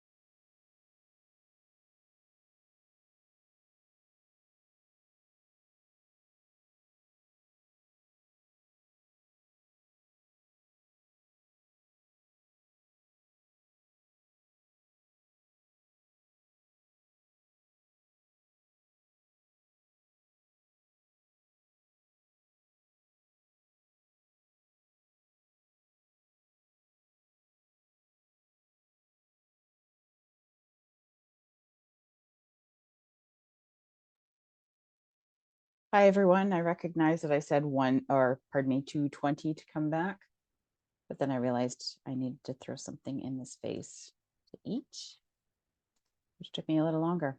So it looks like others have taken that opportunity to do it too. I understand. We'll just, you're good? This used to be a catered lunch event. I'm waiting at my door. I know, right? I think mine's still being Ubered from Ottawa right now. Oh, okay. So we just Yeah, wait. yours We Gord, ate it might already. take a little. Oh, that's what the problem You is. and I just had lunch. We also didn't have any candies to munch on. We almost went to the bulk barn and took a photo for you. Good times. Next year. Oh, Gord. I don't know about you guys, but I had candy and Uber right now. So you guys got to get That's more. not nice. That's not a nice name for Brittany. And I have a dog in a window. And an ECMO. All right. What the heck? Where the heck are we? Let's see here. We're in what I consider to be the fun portion of the afternoon. It was all business before. Now the fun portion. The home stretch. We have different definitions of fun. Yes, that's why I'm doing what I do. You do. All right. Special business. There was no special business submitted by the deadline, so therefore there's nothing to address this round. We will continue on. I'd like to now ask Michelle on behalf of Ian Flanagan, CSPA's treasurer, to come up and present the financial statements. Michelle? All right. Deb, you can tell me if Ian's actually watching with you. If he's available for questions, if I can't answer them. So overall, you guys had the financial statements. They were in your AGM package. I'm just going to cover off some of the highlights of them. In terms of revenues, overall, again, we're about $20,000 more than last year. And the primary reason for that was a very nice increase in interest revenue. The miscellaneous income increase is primarily a result of donations not being receipted anymore. And so the cash surrender value of life insurance essentially is an unrealized gain on investments. And the major revenue decreases that you see are registrations for WPCs. 2023 was not a World Championships registration year. So we only did some World Cup registrations. So that's why we made less revenue, but in exchange, we also paid out less.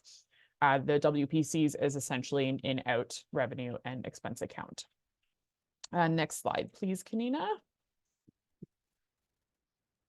And again, at any point, just put your hands up if you have questions. With regards to expenses, they appear high, but it's still just us continuing to regular operations since COVID.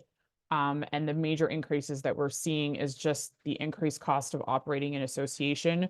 You guys as drop zones, you can attest to this. Prices for everything have gone up. It's the same on our end. Major changes reflected in the expense category are seen in the competition line item. And obviously the payout for the team funding we didn't have last year because it wasn't a World Championships year. And we had less insurance and defense fund claims. But overall, our expenses are still on par with where they were in 2023. Next slide. Statement of cash flows. Still overall a healthy year, and a big part of the difference was last year we had to repay the $30,000 association COVID debt that we got from the government, of which 10,000 was forgiven. So that's really the big difference between last year and this year's statement of cash flows. Next slide. Realize I have to change my computer too to see the speaking notes. Statement of financial position. So still, again, overall, our cash balance is holding stable, and we still have sufficient cash for liabilities, and we can still afford to have a couple bad years of some deficits, or, you know, like I'm going to present in the budget, this is going to be a big year of big updates and big purchases that are one-time expenses. Next slide. So liabilities, nothing really much to comment on, pretty standard. And the last slide is the changes in net assets. So the general fund is still sitting healthy with just over $250,000, a slight increase from last year. The defense fund is still healthy and way in excess of its limits that would require a contribution from the affiliation fees. But it's important to note that, like I mentioned earlier, in whatever claims come to the defense fund starting now have the ability to have a higher payout. So if we do get a lot of them, the amount within the defense fund can deteriorate pretty greatly.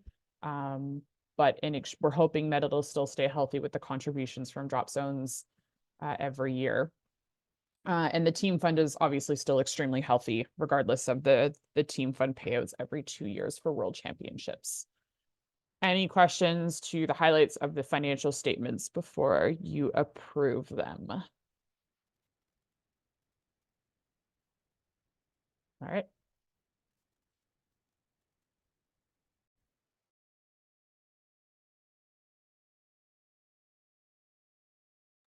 Kanina, you're muted. I pulled a Tim. No questions yet. Doesn't appear to be any.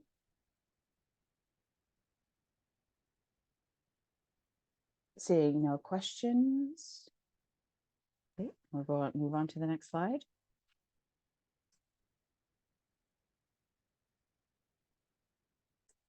And FYI, Michelle, Ian, and Debbie had to zip out. Okay, good to know. Thank you. All right. So thank you, Michelle, for that. The motion be it resolved that the November 30th, 2023 financial statements compiled by St. Arnaud Pinsett Stemmen be accepted as presented. Do I have a member who would like to move this motion? And then I'll take a secondary hand as a second to second the motion. I have some motions here. The motion is made by ASPA, and the motion is seconded by, then they put their hand down, so I'm going to take the other one. Parachute Morad. It is moved and seconded to adopt the following motion that is resolved the November 30th, 2023 financial statements compiled by St. Arnaud Pinsett Stemmen be accepted as presented. Kanina, point of clarity, can you Yep. confirm if it's Parachute Montreal North or South that is going to second the motion? Or Morad, you can pick one. Morad, yeah, you can please clarify for us, either just by verbally or in the chat. Sorry, what would you like me to clarify? If it's Parachute North Montreal or North or South, that's going to second the motion. South. Perfect. Merci. Okay. Does any member wish to debate this?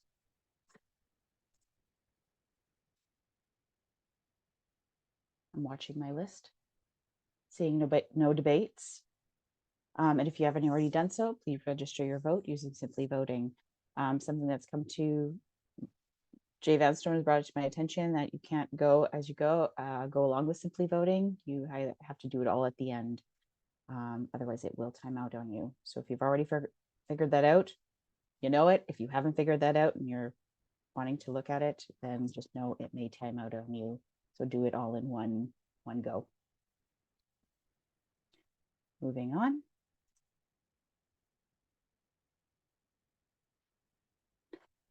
Next order of business is to appoint the auditors for this fiscal year. The motion is, be it resolved that St. Arnaud Pinsett Stemmen be appointed as auditors for the fiscal year December 1st, 2023 to November 30th, 2024. Do I have a member who would like to move this motion? Please raise your hand. And the second person who raises your hand, I will take as a secondary motion. So I have a motion, 2 hands up now. This motion is made by Skydive Vancouver Island, and the motion is seconded by Whistler Skydiving. Thank you, Whistler. It is moved and seconded to adopt the following motion that it be resolved that St. Arnaud Pinsett Stemmen be appointed as auditors for the upcoming fiscal year, or this fiscal year. Does any member wish to debate this? Monitoring the list. Any hands up? Seeing none. Excellent. If you haven't already done so, please register your vote using Simply Voting. We'd like to now invite Michelle back on behalf of Ian Flanagan to present the budget for the remainder of the 2024 as well as 2025 fiscal year. Michelle? Next slide. So I'm going to start off the budget by presenting some big news and the bearer of bad news, unfortunately. And I'll elaborate a little bit more when I show you the detailed budget. But effective December 1st, 2024, the board has made the difficult decision to increase affiliation fees by $10. And this will not even balance the budget, but it will get us a little bit closer to a deficit that we can manage if we do not manage to grow as much as we want to grow. So again, I'm going to elaborate at that a little bit more, but you guys are one of the drop zones to be the first to hear the information, and we're going to try to get a notice out to the big membership effective next week. Next slide. So there's a lot of information on the screen. I'm going to kind of just hit some of the key points for those of you who have been to these meetings before. You kind of know the drill. So the green column is the budget for this current fiscal year, which we're actually already in the middle of. So it was approved last year, but we've updated the amounts based on the expenditures that are more expected. And obviously that amount went down, which is great. The blue column is the projected budget for 2025 fiscal year.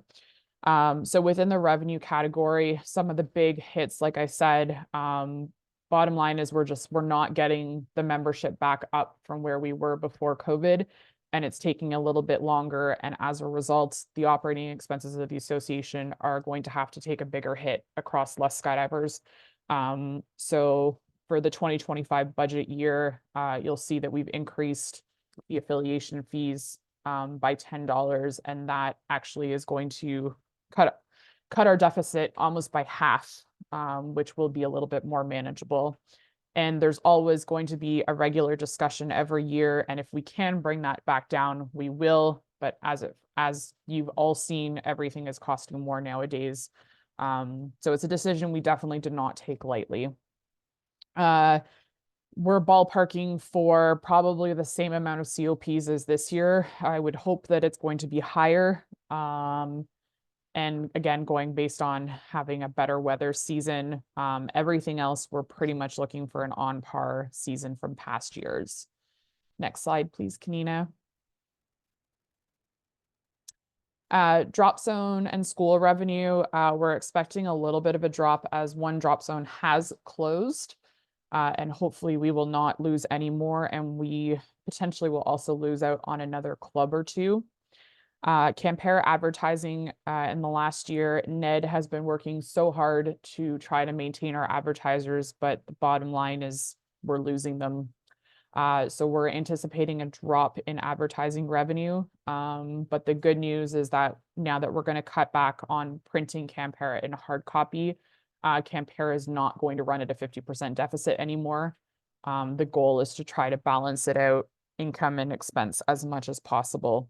And as you can see, the interest accounts compared from 2022 to 2023, much more favorable on our side.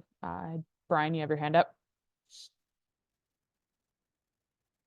Nope. Okay. Any questions so far? Okay, I pulled a Tim too. With the Campera going 100% digital, we should be able to grab some of the advertising back again, because we'll be able to apply links to their sites, which would be a good selling point. Unfortunately, the ones that we've lost are going through business shakeups right now, and we're not likely to get them back anytime soon, regardless of whether we're hard copy or digital. They're pulling out for business reasons, not necessarily platform. Kanina, next slide, please. I'll just take a moment to piggyback on what Brian's saying. Even if those vendors are gone, it does leave it open to other vendors, maybe perhaps smaller vendors, yes, who we may not have thought about before, to use us as a marketing platform. Thank you. Sorry, continue. Not any big changes in obviously payroll. Those are pretty standard expenses. Some of the big highlights, you'll see a relatively generous increase in the Aero Club fees. Again, if we grow, then so does our fees that we have to pay to the Aero Club because it's based on membership size. But we're hoping to still have that discount continued for each year.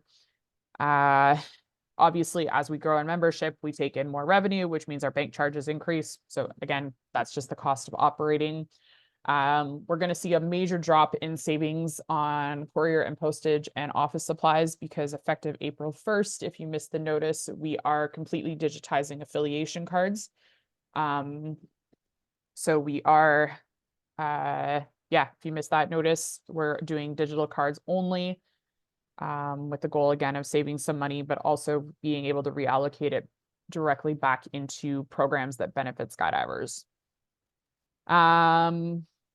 Insurance liability, we have a very good relationship with our current provider, and we are moving forward this year with a 0% increase to our liability insurance, which is always nice because we could get hit with anywhere up to 30% increases, but they've been very generous to us for the last few years.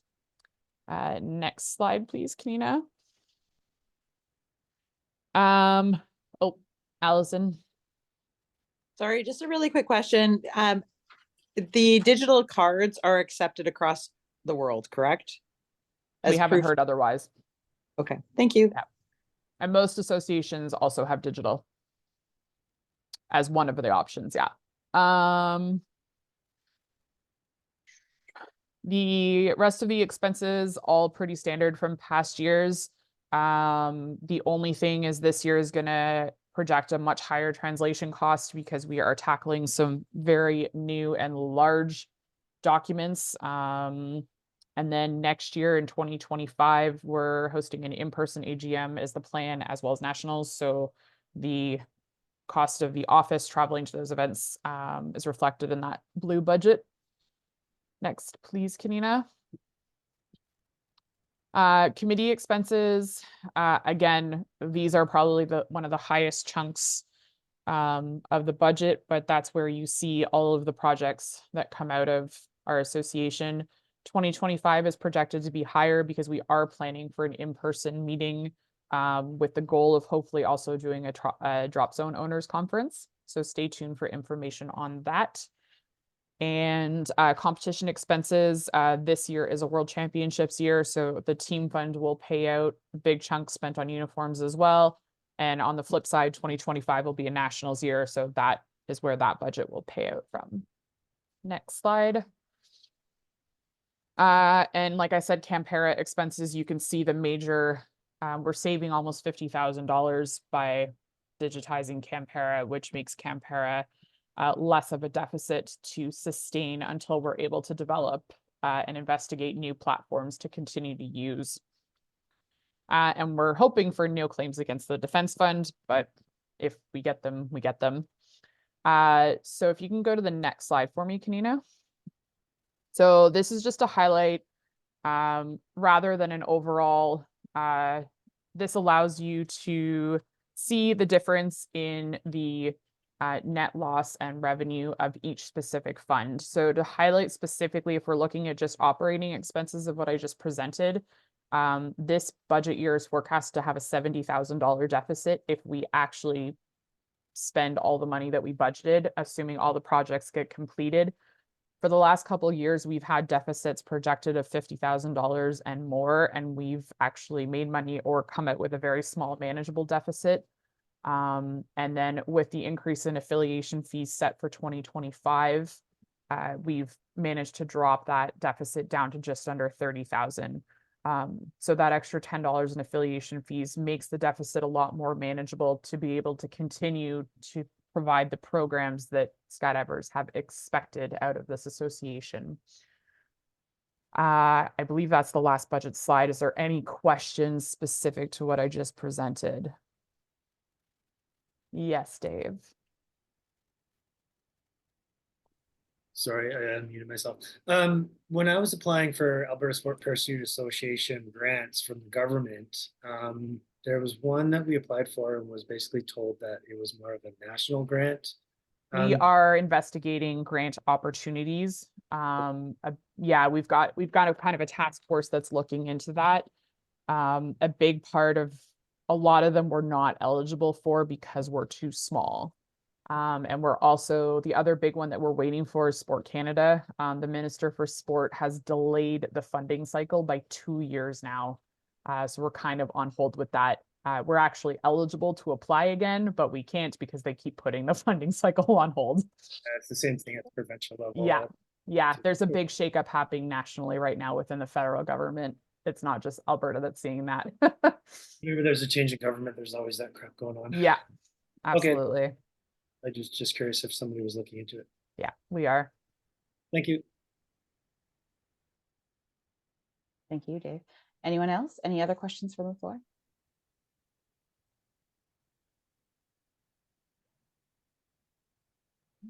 Oh, you do have another question, Brian? Yeah, what are we doing, if anything, about applying with the different lottery commissions for grants? We're not at this point in time, and I believe there's regulations as a registered charity and a nonprofit sport that we'd have to look into, but we can add it to the list. We can add it to the list. Little Manitoba Insight, MSPA, Manitoba Sport Parachute Association, no longer on the board for, but they discontinued the direct funding to provincial sport organizations to mainstream it to another entity. So ultimately, because a lot of the previous monies came from sales of paper, and they're eliminating that and going digital, so they no longer have extra funding to supply for those particular sales. So they're just to speak to the change that's happening within the lotteries, and I'm pretty sure it's all provincial based as opposed to federally based. We have Allison with a question or comment. Just more of a comment to back that. And as Michelle said, there is LTAD as well as looking at bursaries, grants, and all that stuff. But just really important to note that even bursaries, grants, those kind of things, be it provincially, nationally, all that, there's a lot of work behind applying for all of these, and they do take time. So as Michelle says, there is definitely key ones, and there's different ones that come up, but also to recognize because of COVID, a lot of grants and bursaries ended up going to recovery systems through COVID, that's also created a big gap in where allocations to such things as sporting organizations has gone. So just to really back up what Michelle's saying, and to just reiterate the fact, like, just one application is several hours of work. So there is teams that are looking at these things. Thanks, Allison. That too. Any other comments, questions, or concerns regarding this budget 2024 and 2025? Thanks for the clap, Calgary Parachute. Okay, we will continue on. Thanks again, Michelle. The motion is that be resolved that the budget for the 2023-2024 be accepted as presented. Do I have a member who would like to move this motion? And if I have multiple hands, I will take a secondary hand as the seconder to this motion. First hand I do see is to move the motion. This motion is made by Calgary Parachute Club. And this motion is seconded by Chaos. Oh, Chaos, creating chaos. It is moved and seconded to adopt the following motion that the budget be resolved for the 2023-2024 be accepted as presented. Does any member wish to debate this?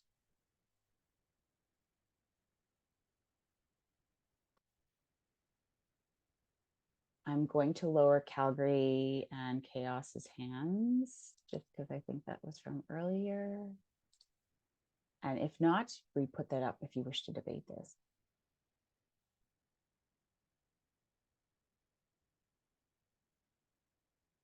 Seeing no debates, We will continue on. If you haven't already done so, please register your vote using the Simply Voting. Sorry, I realized I did that in more blanketed version. So that was for the 2023, 2024.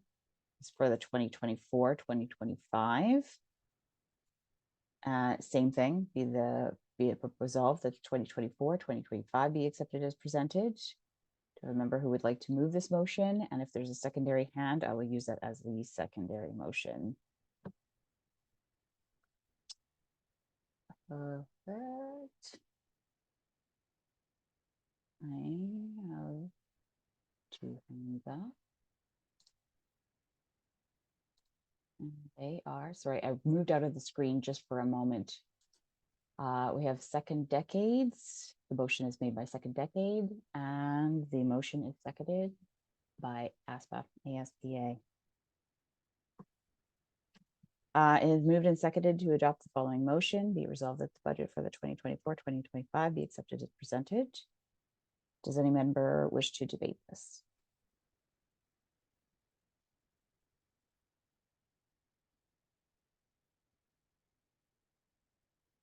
Seeing no debates, I will continue on. If you haven't already done so, please register your vote using Simply Voting. Now we have put another break in here. How is everybody feeling? Should we take this break? If I can Keep going. Let's get it done. Agreed. I need to go into the casino soon. Okay. I will use those two little voices as my encouragement. Most importantly, it should be Michelle, maybe, that might need to pee or anything, but.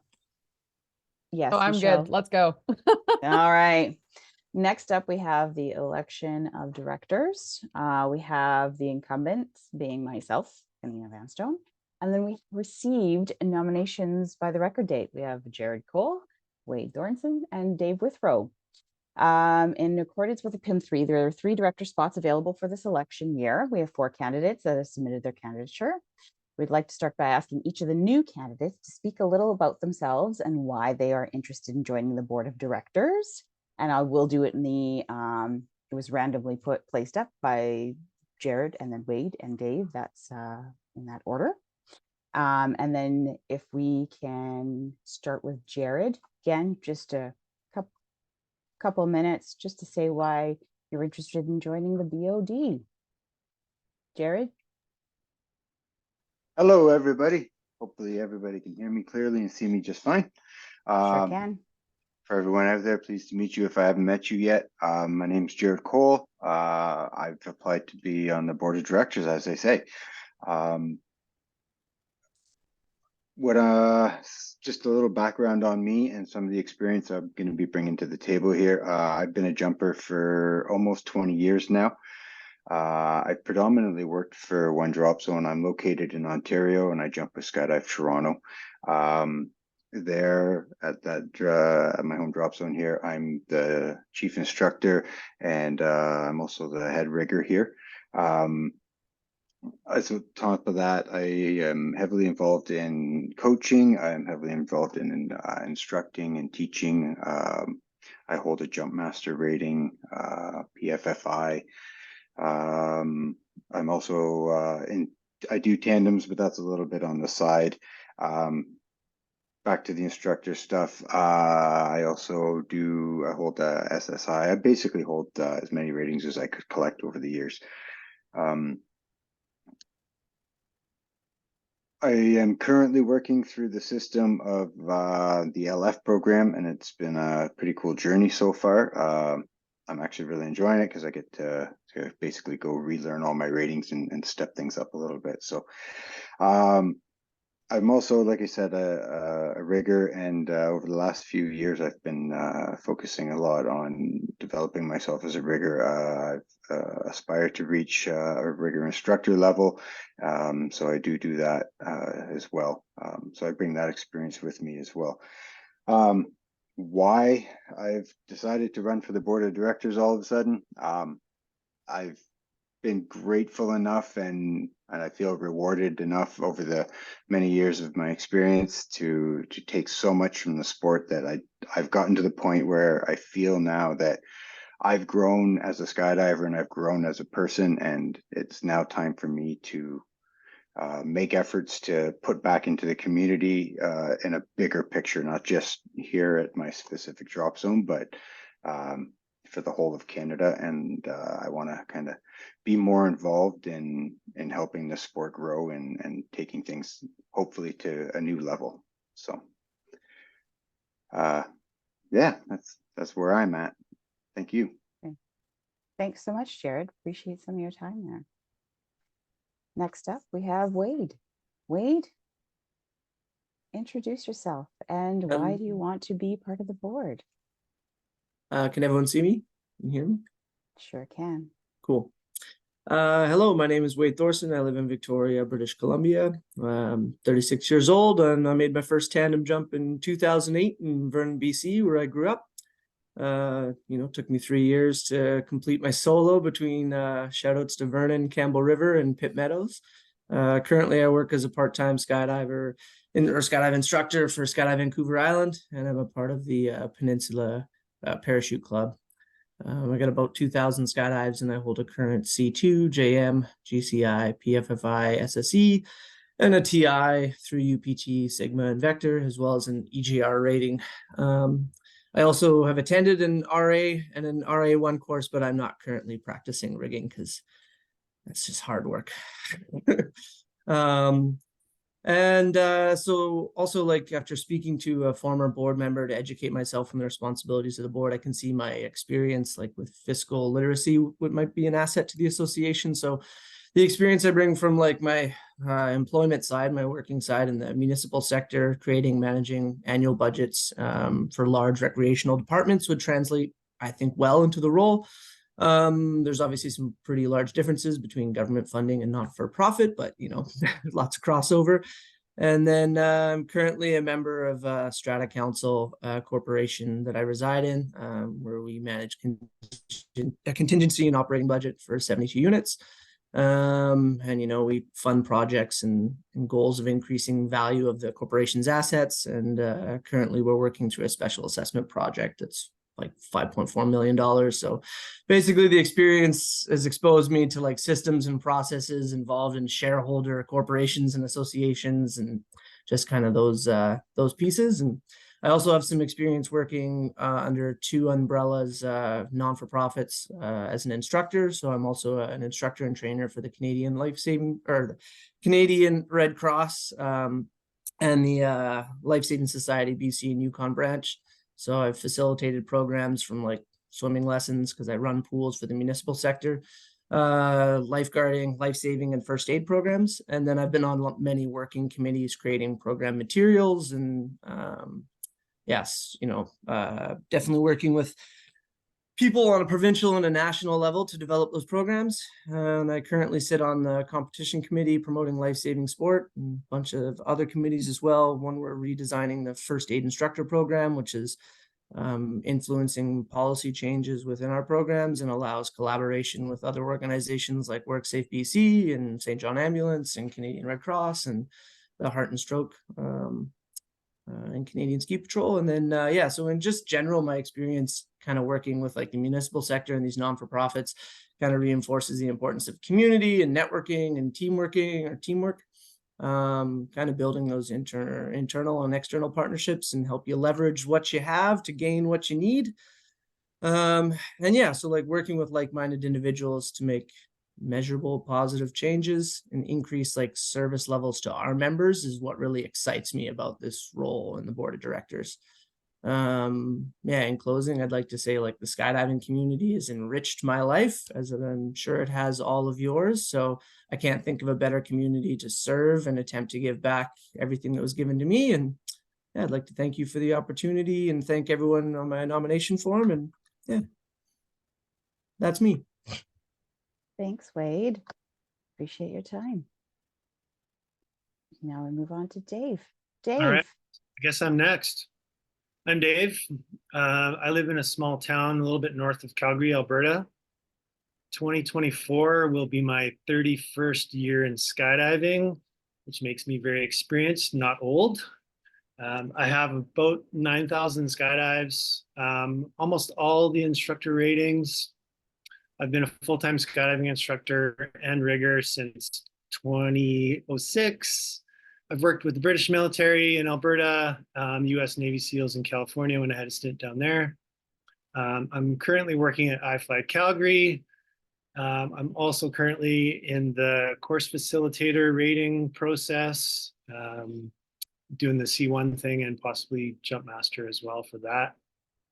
I'm currently the president of Alberta Sport Parachute Association, where I help oversee subsidy requests, courses and activities for Alberta skydiving community.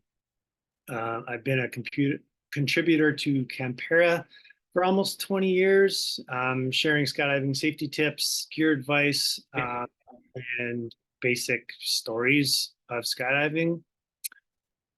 I've always been interested in the policies and procedures of the skydiving industry. I attend the Parachute Industry Association symposiums every 2 years, just to make sure that my knowledge of skydiving is both up to date and relevant. I would like to join the CSPA board to help with continuing development of the sport, to share my experiences with other industry professionals across the country. My background as a working skydiver, I would be an asset to the organization. Thanks for your consideration. Thanks so much, Dave. All right, those three are disgusting and their accolades gross. Which leaves me as Karina. I am, I see Bill, he's wanting to laugh. A lot of you don't know me and a lot of you do know me. A lot of you have an idea of who the heck I am. Personally, I've been skydiving since 1999. Kid 1 was in my belly, so technically he's got a couple of jumps under his belt. Married a skydiver. I've had ratings of JM, C1, C2. COVID changed all that and refocused me more into competition. Love, love, love competition. I love my team. I love all of our skydiving schedules. Training. I've met some of our RPs who are on today through competition. Elite people, I'm telling you. And being part of a drop zone, and I was manifest for many, many years as well. In addition to all of that, being 20 years in hospitality with hotel, catering, vendor account management. And since 2019, I've been with the province of Manitoba. So I'm also your province of Manitoba representation. More locally in sport governance related. I've really fell in love with the whole governance of sport, specifically our sport, because I can speak to it, because I love our sport. I was with MSPA, so Manitoba Sport Parachute Association, since from 2007 and up to 2021, where I was a secretary treasurer for about 8 years, and then followed by president for 6 years. And for CSP, I've been on the board since 2017 and in the president position from 2021. Yeah, I bring a lot of stakeholder collaborative type approaches. Ultimately, I want to stay on the board, not to change anything, but to support what is already existing and see it grow. I can't tell you what a privilege it is to sit on this board and hear such passionate, diverse mind frames coming into the board each session. It's amazing to see every individual shine as they do, and then the chairs and then the committees, the effort that they put in on a volunteer basis. The fact that Michelle and Judy, the backbone of our association, that I would love to see an addition to the employee team at some point of the association's lifespan. I want to execute so many more things and to support and see it grow, and help by recognizing each individual's strengths and letting those shine through. So in a nutshell, that's why I'd like to stay on. I love sharing. I think it's lots of fun. I love advocating for individuals. And I really do hope you'll consider me for your nomination form on that, enter me on that ballot. 1 or all 3 votes, that works. And even if I don't make it in, I will definitely confer that anyone else on the board will be in good hands between the office and the existing board members. It's just wanting the placement and to continue to see it grow. And with that, as this is the first time in many years that we have had to cast a vote for the board of directors, I would just like to remind you that each voting member has received a second ballot in that accordance with the bylaws. Specifically, you're given the number of votes multiplied by the number of positions in whole numbers. You may split or not split your votes however you wish. The 3 candidates receiving the high number of votes will be elected to the board of directors. In the event that there is a tie with the bottom 2 candidates, the 2 highest candidates will be elected, and we will issue another ballot so you can recast the votes for the remaining position. If there are any questions on this process, please ensure you ask the moderator before the ballots close at 6 p.m. EST. Can't stress that enough. Please ask before the vote closes at 6 p.m. EST. Are there any questions regarding the voting process of the directors, which is a separate vote from all of the other motions? I'm just going to monitor for any questions. We have Gord with the Skydive Vancouver Island question. So if there's a tie and a second vote's required, that's going to go out. You will get a ballot by email. Yeah. 3 hours? I'll have to create the election and I'll put another deadline on it. Oh, okay. Okay, Yeah. thanks.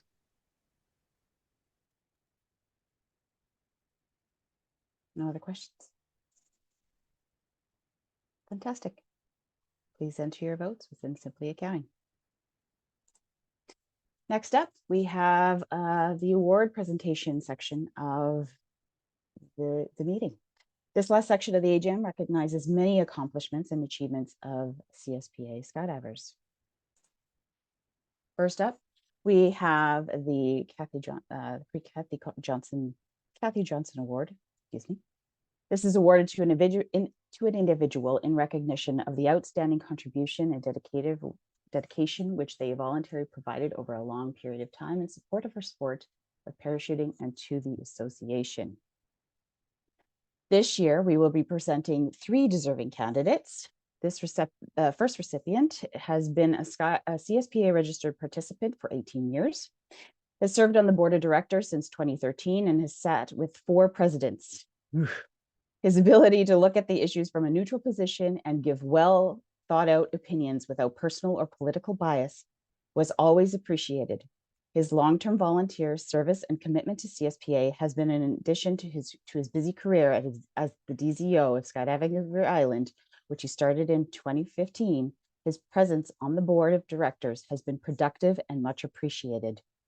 I am honored, so honored, to present this award to this goof right here, Gord Govin. Yay! Hey, Gord! Woo! Hey. Yay, Gordy!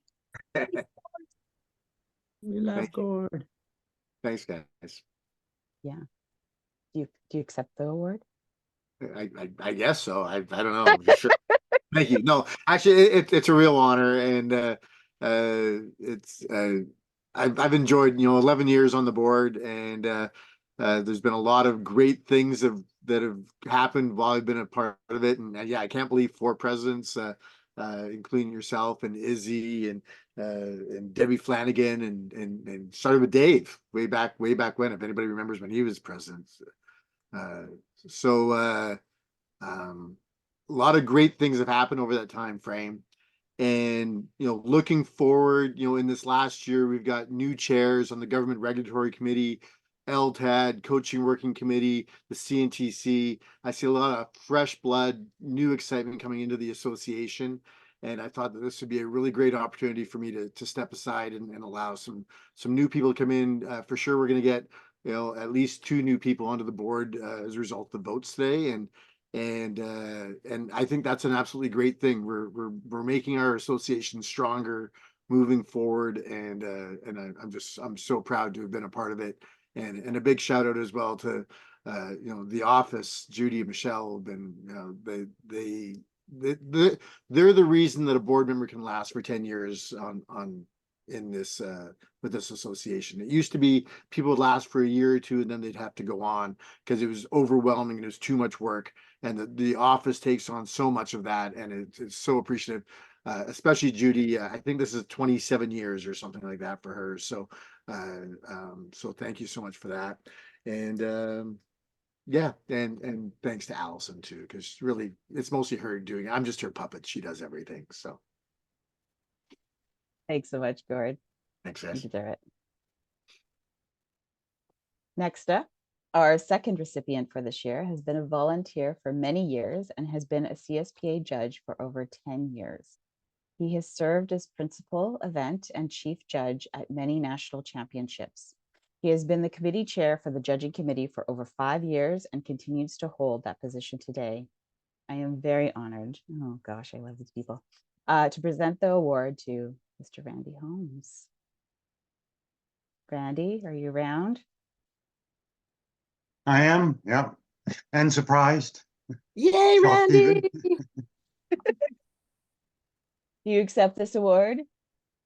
I most certainly would. But I'd also like to add, to the many things that Gord just said, is things that working with a team makes it so much easier to do the things that you're asked to do, and to be able to rely on them to continue doing the hard lifting and the making the big decisions and moving forward. All becomes really, really easy when you've got a lot of people behind you, beside you, and the group that you're working for is so appreciative of what it is that you're trying to achieve. There are certain things that we find ourselves putting ourselves into positions that are not necessarily great, but when they realize that you're doing it for their benefit, they appreciate you making some of the hard decisions you have to make. So I very much appreciate the recognition, and have enjoyed doing this job, working with the judges, the smaller group, and trying to push forward the value of competitions, because it makes things a little bit more exciting. If you're not fighting to get better or fighting to improve what you're doing, then you're missing out. You're just going to become too stagnant. So I'd just like to thank all the people that I've worked with over the few years that I've been involved in skydiving, and particularly the people that voted for this particular award. I very much appreciate it. Thank you. Thanks so much, Randy. Very deserved.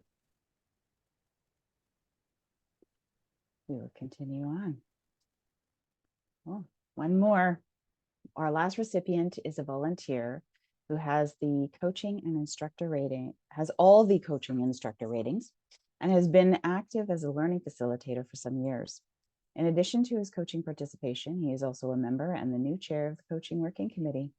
He has been the ratings processor for the CWC for the past 7 years. Being the administrator for the CWC ratings is a responsible and important position. I am honored to present this award, oh yeah, to Mr. Daniel Grant. Yay, Danny Grant! Woo, Danny! It seems every photo that's ever shared of me is after like 4 days of skydiving and not bathing. But thank you very much, everyone.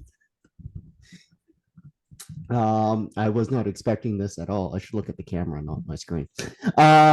Yeah, this has been a lot of fun. I suppose I should thank probably Monique and Phil for, I think they put me in this position, so thank you for that. No, but it's been a lot of fun doing this. It has kind of been my goal since I started instructing to just try and give back to the community.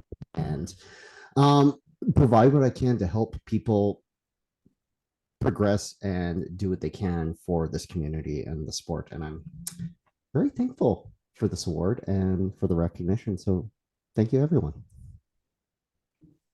Amazing. Way to go, Danny. Thank you. Thank you, everyone. Next up, we have the Glenn R. Masterson Memorial Trophy. This is initiated by the Canadian Sport Parachute Association in March of 1979. This trophy is to honor the memory of Glenn R. Masterson, who was a pioneer in the sport of parachuting. Prestigious trophy is awarded to the individual or individuals who have performed heroic actions or for contributing to the advancement of our sport. Now, this recipient first joined CSPA in 1963. He started his first drop zone in 1964. Aircraft were not easy to rent, so he brought his first Cessna 182 in 1965. When he had difficulty finding a pilot, he got his pilot's license in 1966. He has his CSPA D license, number D52, and Canopy Crest Solo, number 69. He and his wife, Audrey, made this Canadian style and accuracy team attending the 1968 WPC in Australia. They were the first husband and wife to compete at WPC. During this time in the sport, he had qualified for 2 more WPC events. He declined to go, but did attend, along with his son and daughter, the Europa Cup in Yugoslavia on the Canadian team in 1987.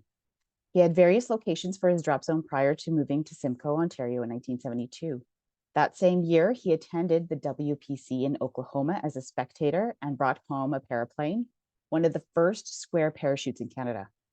He retired as a DZO in 2002, and his last jump was on August 21st, 2017, at the age of 84 years old.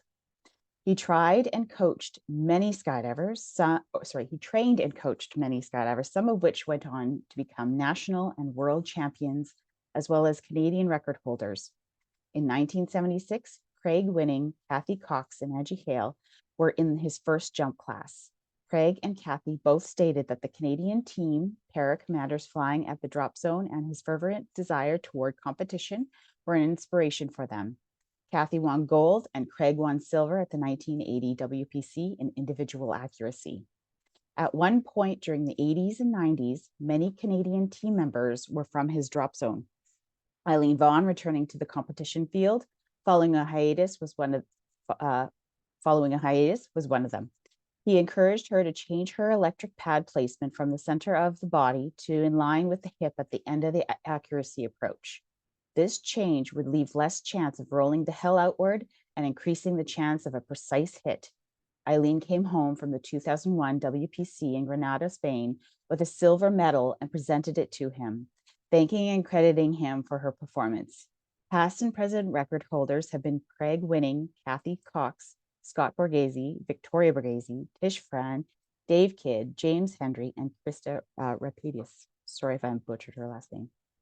In 1976, he purchased and flew a Beechcraft 18 at Simcoe, which brought jumpers to train in a 10-way speed stars and large canopy relative work stacks. Many crew jumpers were performed over Simcoe, including one of the first 8 stacks in Canada. He purchased a parapad and ground-to-air video system in 1982. These systems were often transported and used at the Canadian Nationals. His DZ became a major training facility for style and accuracy, 4-way relative work, and crew. Over the decades, he supported and mentored many teams in disciplines outside of his own by serving as a source of enthusiasm and calm, rational application of coaching. He was often referred to as the epitome of the benevolent dictator, encouraging the sport all the while. In 2009, he was inducted into the Norfolk Country Sports Hall of Recognition, joining other recipients such as Red Kelly, Bob Blake, Sheik Mackey, Rich Wamsley, and more. If it's not obvious by now, I am very, very honored to present CSPA's highest honor to Victor Borghese. Way to go, Victor! Woo! Now, I understand we have Scott Borghese in our chat. Scott, are you there?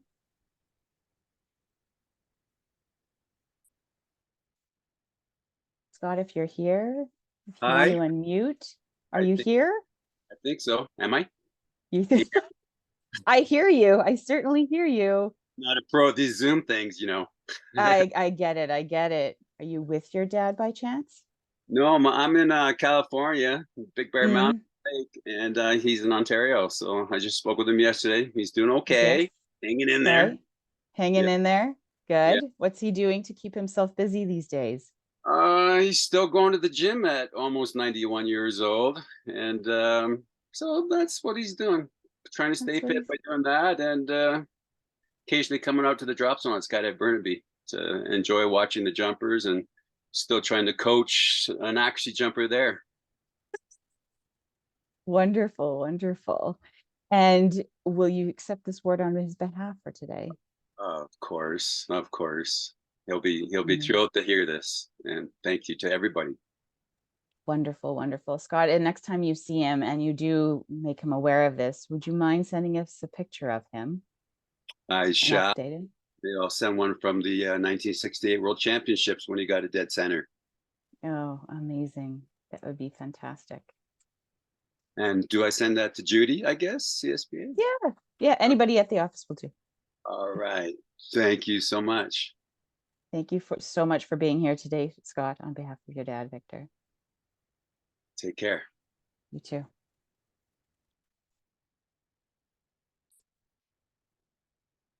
All right, everybody. Yep. You know who this is. And if you don't, well, let me tell you. So for 5 terms, Gord Govin has served on the board of directors for CSPA, and he has made being a part of the board fun. Everyone loves Gord. His infectious laugh, his desire to push forward and for what's right and fair. His expertise in our sport and his ability to communicate are strengths we are going to dearly miss. Gord is one of those humans who accepts you as you are. If he were to have a conflict with somebody, Gord is known for setting aside differences and joining them for a cold one at the end of the day. Gord's contributions to our association will not be forgotten, and every director who has had the privilege of working alongside him is grateful to have had the opportunity. Thank you, Gord, for all of your time and commitment. Cheers. Now, I know you've had a moment to already say things. That award went and stole all the thunder for this Oh my goodness. tournament. But Yeah, thanks. That's oh, very look at Danny. Look at Danny. Danny's got one for you. Oh, thank you, Danny. There we go. I have a tea here. So yeah, thanks so much. That's very sweet. Yeah, it's been awesome. I think I kind of already said everything. So You kind of did. Do you want to just reiterate anything that for the future of the association that you would like to see going forward? In any capacity?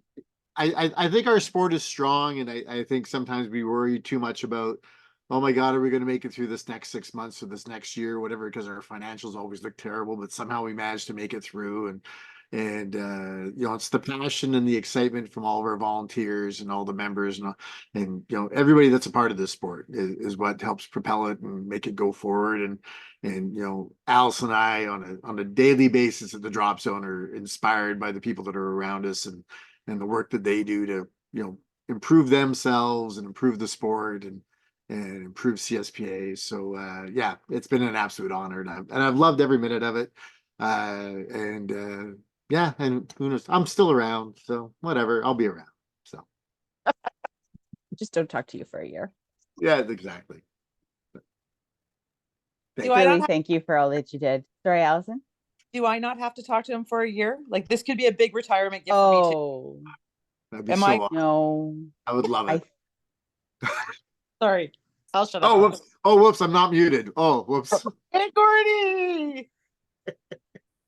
All right, you two. Thanks so much for all your years of service, Gord. Really appreciate it. Last order of business. This motion is, be it resolved that this 2024 AGM be adjourned at 3:26 p.m. Oh, we have a couple of, sorry. I get what's happening. I get what's happening. My apologies. You keep your hands up if you want to. I think that's what we're doing here. Adjourned at 3:26 p.m. Eastern Standard Time. Do we have a member who would like to move this, motion this? And then I'll take the second hand as a second motion. I see a couple of hands. Some hands were also removed. So I'm just going to see the hands that I do see here, the first two. First hand I see up is Chaos. So the motion is made by Chaos, and the motion is seconded by Skydiving Vancouver Island. Classy. It is moved and seconded to adopt the following motion, but that it be resolved that the 2024 AGM be adjourned at 3:26 p.m. EST. Does any member wish to debate this?